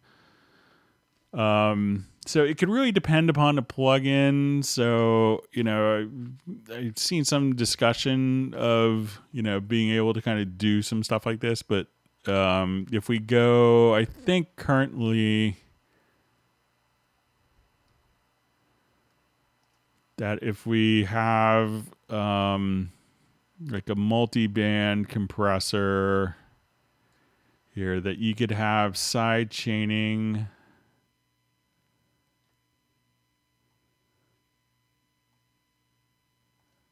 So if you wanted to have side chaining enabled, but I think it's kind of global and not per band. So you could do, you could run 2 multi-band compressors and then have individual side chaining for particular frequencies. So that might be able to do it. But, maybe one day we'll be able, I think it would be cool if you could have like one plugin with multiple side chainable frequency bands. So maybe we'll see that in the future. That could be cool for that scenario.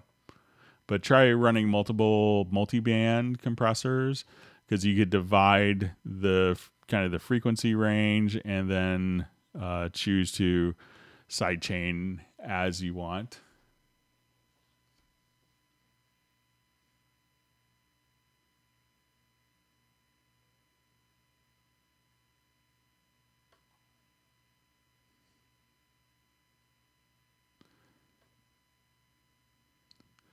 And just seeing Charles mention, so if I've generated the MIDI from a notation software program, how do I generate the expressions as well so that they could be used within Cubase?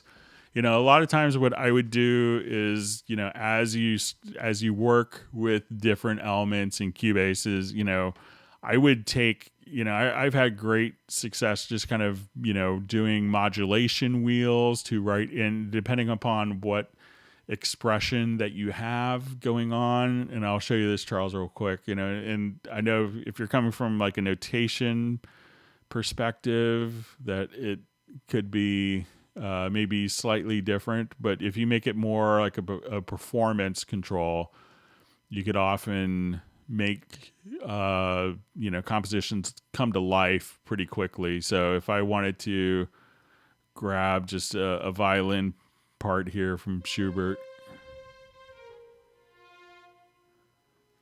so if I come here, and depending on the library, you may have a particular sound that would that would control kind of the expression, whether it's MIDI expression or actually with modulation. But if you wanted to look at, let's say, the macro view for our violin,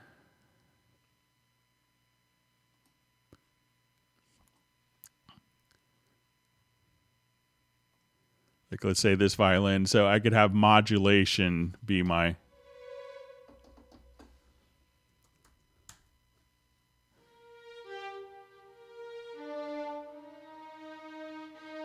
so I could just come here and just move my modulation wheel.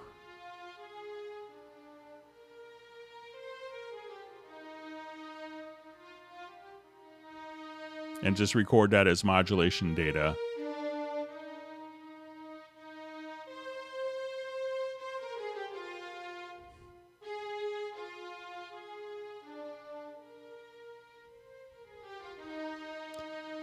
And if I want to do that for multiple parts, I could just come here.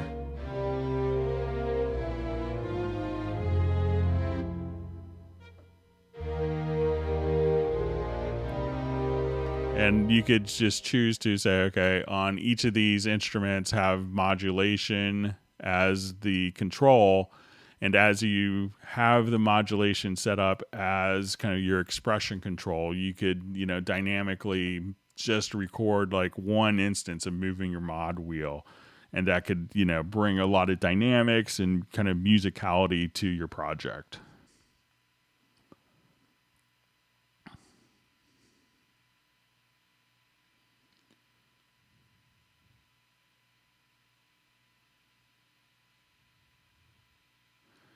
Okay, so we have a quick question. Hey, Greg, question. How can I transfer my Cubase settings, key commands, workspaces, etc., from one computer to another, Mac to Mac, but also Mac to Windows, basically clone my Cubase to another computer? And, this is where you really want to just explore the profile manager.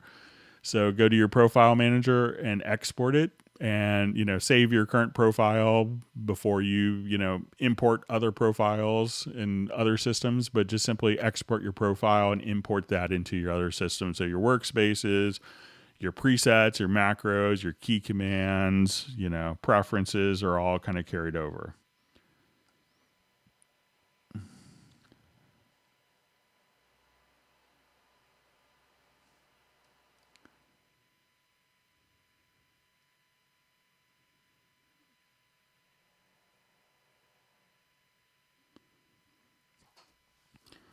So to see, lots of people liking Andrea's voice on the demo projects I used. So if you want to email me, I could see if I could get in touch with the songwriter. If you wanted to use her, I'm sure she wouldn't mind, getting paid to write songs. So, but yeah, I think she has a great voice too. So.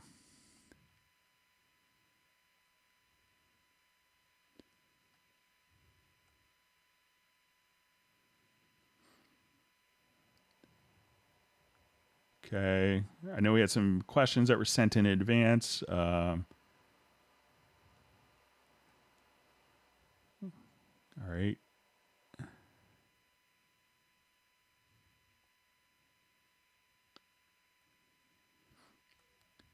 Okay, just reading through a couple comments, and we'll get to maybe some of the questions sent in.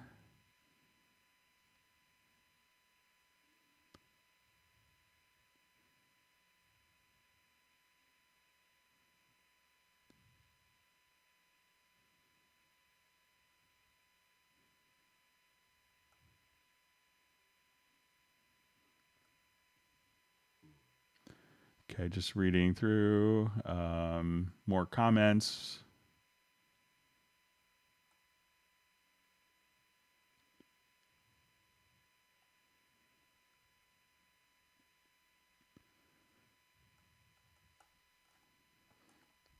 Okay, just my timeline jumped on me, so let me just jump back.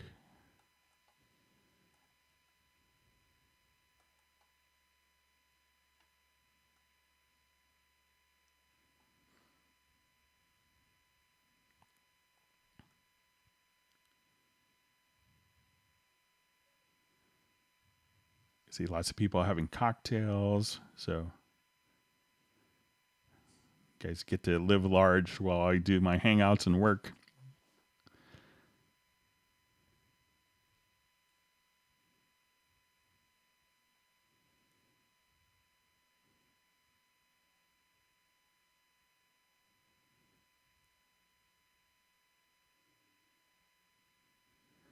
Okay, just saying a nice comment from Ace. Greg, these hangouts are really sped up and increased my productivity a ton. Really appreciate all your input and knowledge. I'm glad it's helped you out. It's wonderful to hear. Make sure I don't waste 8 hours a week doing it, you know.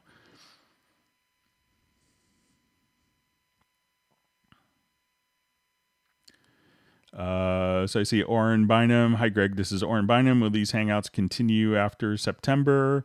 So we'll try to do them as long as people are coming and we're having attendees. We'll do them. I'm going to have a bunch of other work stuff coming up, but I'll fight hard to try to maintain the schedule as well. So.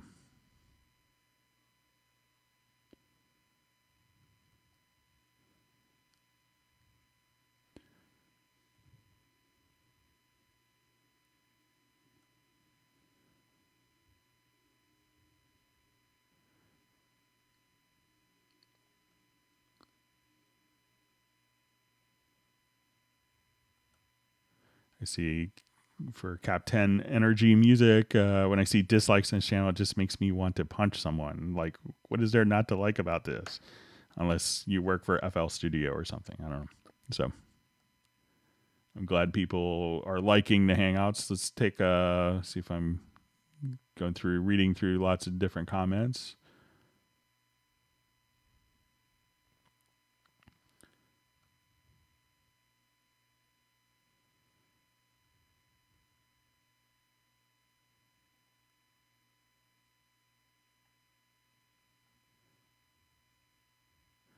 Okay, so from Ace, it says, Greg, I'm trying to work and keep an eye on the chat if you've already answered, but don't let this bug you. If not, please let me know how to import and what video format for Cubase 10.5. So generally you probably want I think like an H.264 MP4 file, and all you have to do really is just kind of come right over here and import video file.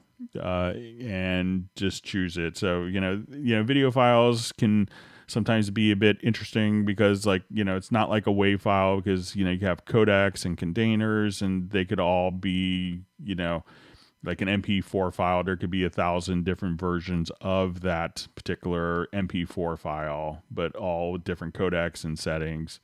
So... All right, so I got my revelation for Gareth, the free warp and the quantize panel. All right, and someone else has just discovered the mod machine.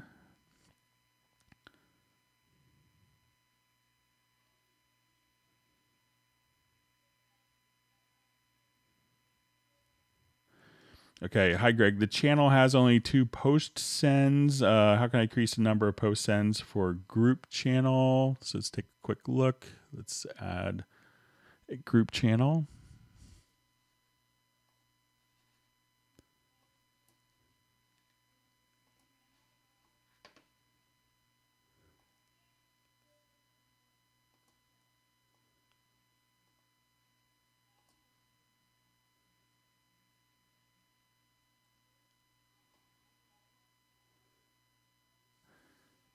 All right, so let's see if there's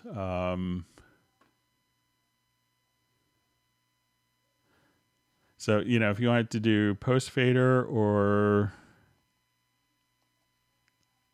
let me just turn these on here. So each one I think is selectable. So if you wanted to move it to post fader or move to pre-fader, just click on the right, and it looks like you could do that for every single one independently. So try just to right click, and you could move to pre or post faders on your sends. I see Gareth is uploading a tune that has one of my 21st century compositions hidden in it. So you got to send me a link, Gareth, to Club Cubase at steinberg.de.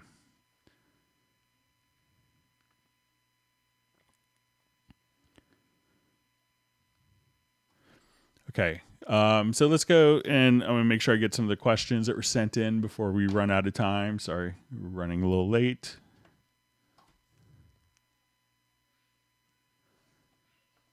Okay, so we had a question, how you build a custom kit from several different drum kits in Groove Agent. Say I have the kick in one kit and the snare from another, and a hi-hat from a third kit. How would you get them all in one custom kit and save it instead of having 3 tracks of Groove Agent with individual hits from 3 kits? So if it's kind of the factory content, it's going to be kind of restricted for doing that type of work. But if we have, if you've made your own kits, you could drag and drop. But one thing that a lot of people miss is when we do this, if we have 3 Groove Agent SE kits in our project, we could come over here, and when we go to, let's say, the drum editor, and I'll just load up a kit here quickly.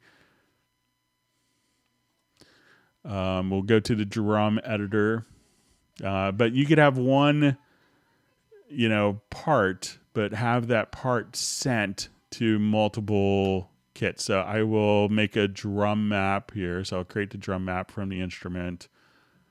Let's come here. And I'll take this to full screen view. But as we extend this over to the right, we could say that this output is going to the track, but I could have one track, and within that track, just pick and choose, different outputs that we want for, so I could have different out, and you could pick different outs here for, if it's probably like just a MIDI track. Let me add a MIDI track here.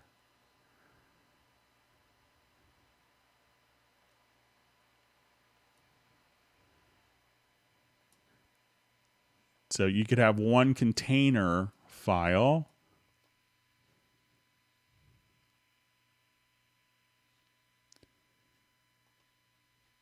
Let me just...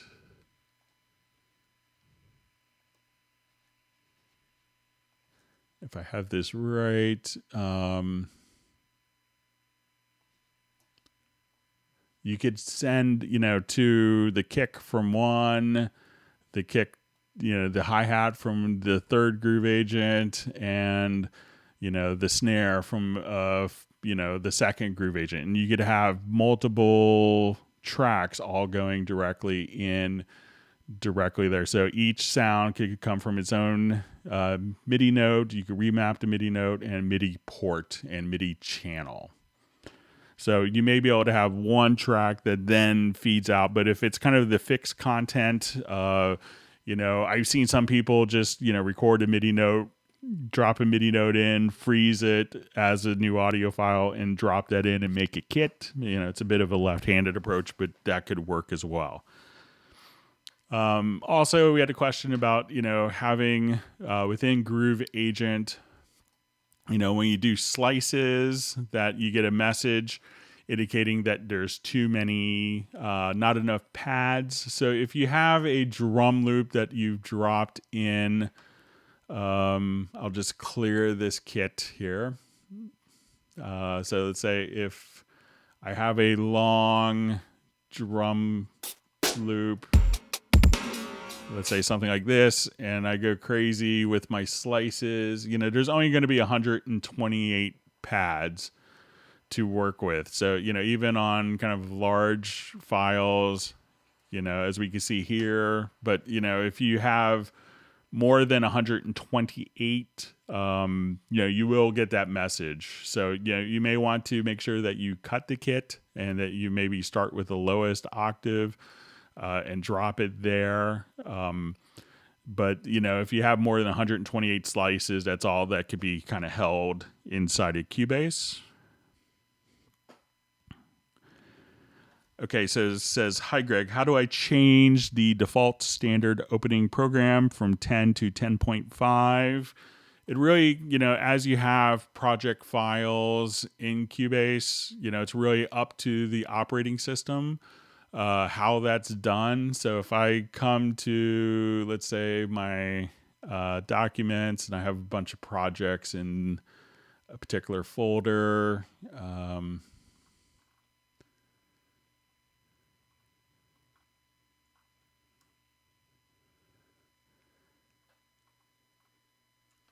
so, and then it's really just like right click and you choose to open with. And it kind of works the same way on Windows and Mac, but it's really kind of an operating system. So once you see kind of a document, just right click and choose to open with, and you should see the, Cubase 10.5 version there. And then you can make that file association. Okay, so I responded to the next question by email about a quarter preset.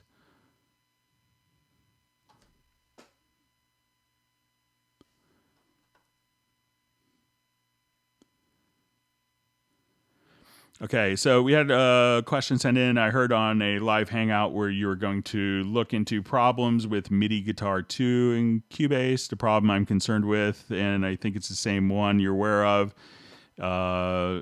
is the double note misfires when playing a guitar through MIDI Guitar 2 into an instrument VST. Sometimes it can get as bad as a machine gun misfire over and over, and I tweaked everything to try to fix it, but it will not go away completely. If you've made any progress, let me know. Sometimes with the MIDI guitars, and any MIDI controller that's outputting multiple MIDI notes quickly and misfiring MIDI notes, Cubase is designed to capture all of the incoming MIDI data. So, if you have your controller that's spitting out 8 MIDI channels at once and 8 notes for every time you hit a note, Cubase will capture that.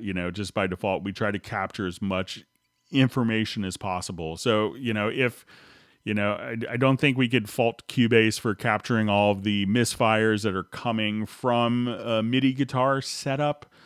Because, Cubase is doing what it should in capturing all of the data. So I think it's really, you might have to kind of, go to the side of the MIDI guitar as a controller if you're getting misfires. I mean, it shouldn't do that. So that's something that you may have to kind of look at from, maybe the controller perspective. Once it's inside of Cubase, you can do stuff like deleting doubles, and there's lots of functions, but maybe not on the actual live performance to cut out doubles on the input transformer. We could cut out notes of, it's hard to cut out notes of, I think we had a discussion before, someone wanting to cut out like very short notes, but you don't know how long the note is live until it ends. So it's hard to have Cubase, filter out short notes on input. So those are some of the unique challenges that we still have in kind of, non-traditional MIDI controllers such as guitar stuff. We also had a question how to do round robins and we talked about how, and they wanted to see how we could do this maybe inside of Groove Agent. So I'll just pop over to this particular project here. And let's add an instance of Groove Agent. And let's say I have just a number of snare samples.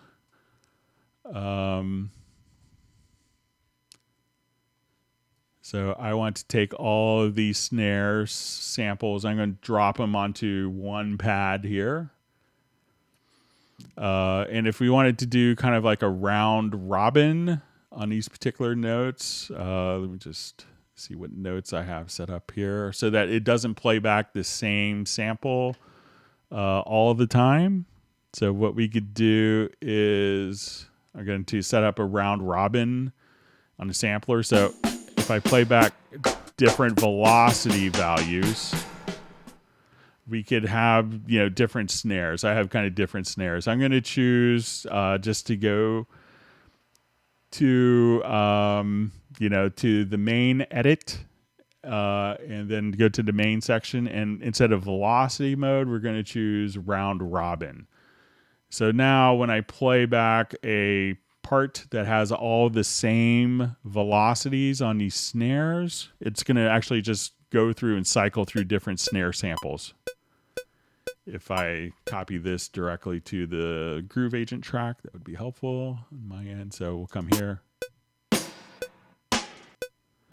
So it's just going to cycle through all the different snare hits in a round robin for us. So that's how you could kind of get variation. So if you don't want the same snare fill hitting every single time. All right, so that was some of our mailed in questions. Let me go back to our live feed. Thanks for all the wonderful questions on Hangout today. Okay. So quick question. If you could, would you explain how to go about using the Cubase LUFS meter metering system when creating, mixing music? So depending on what your final output is for your track, that is, like if it's going to be for broadcast, you may want to have different connections. If you wanted to have other scenarios, like, if I'm doing it for streaming, for those different functions, you may get to the point where you want it to have some different scenarios for metering options that they're kind of expecting. So if I have, I'll just revert to this quickly. I know we have just a minute or so left. So a lot of times like Spotify and a lot of online services are looking for minus 14 LUFS on your meter. So we'll go to our loudness meter here. So at this point, I probably want to bring down my master. But if I was doing something for broadcast, I would probably want it down to like minus 23. And that's what broadcast is going to want. So depending on where you actually go, you could determine kind of your loudness metering.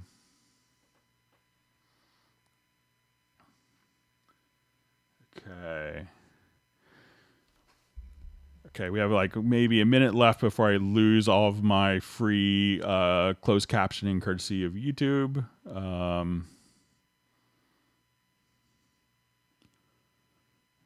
right, we've got 2 revelations for Gareth with the L button undimming. So question, hi Greg, how can I switch from my keyboard, switch markers from my keyboard? We could probably just do this quickly. I think we got enough time. So we could do it with a generic remote.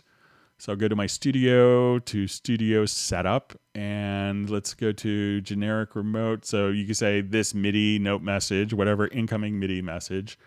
And we could say maybe it might be under transport. Let's look for maybe device. Let's see if markers are here. It might be under command. And you can just say go to next marker. So go to transport, device, next marker. And anytime you hit said MIDI message, you have the port set up here, it would automatically go to next marker or to previous marker. Okay, with that, we're just about out of time, and I don't want to lose my closed captioning. I want to thank everyone for a great hangout. Thanks for all the wonderful questions. We'll be doing again this upcoming Tuesday starting at 1 p.m. U.S. Eastern. If you have questions you want to submit in advance, please send it to clubcubase@steinberg.de. I wish everyone a wonderful weekend. If you're in the U.S., please enjoy your Labor Day weekends, kind of our end of summer holiday, and there may be some similar holidays in other countries. But please, everyone, have a great time. Stay safe and healthy, and we'll see you on Tuesday. And thank you so much. All right, we'll end the hangout. Just scroll back up, and goodbye.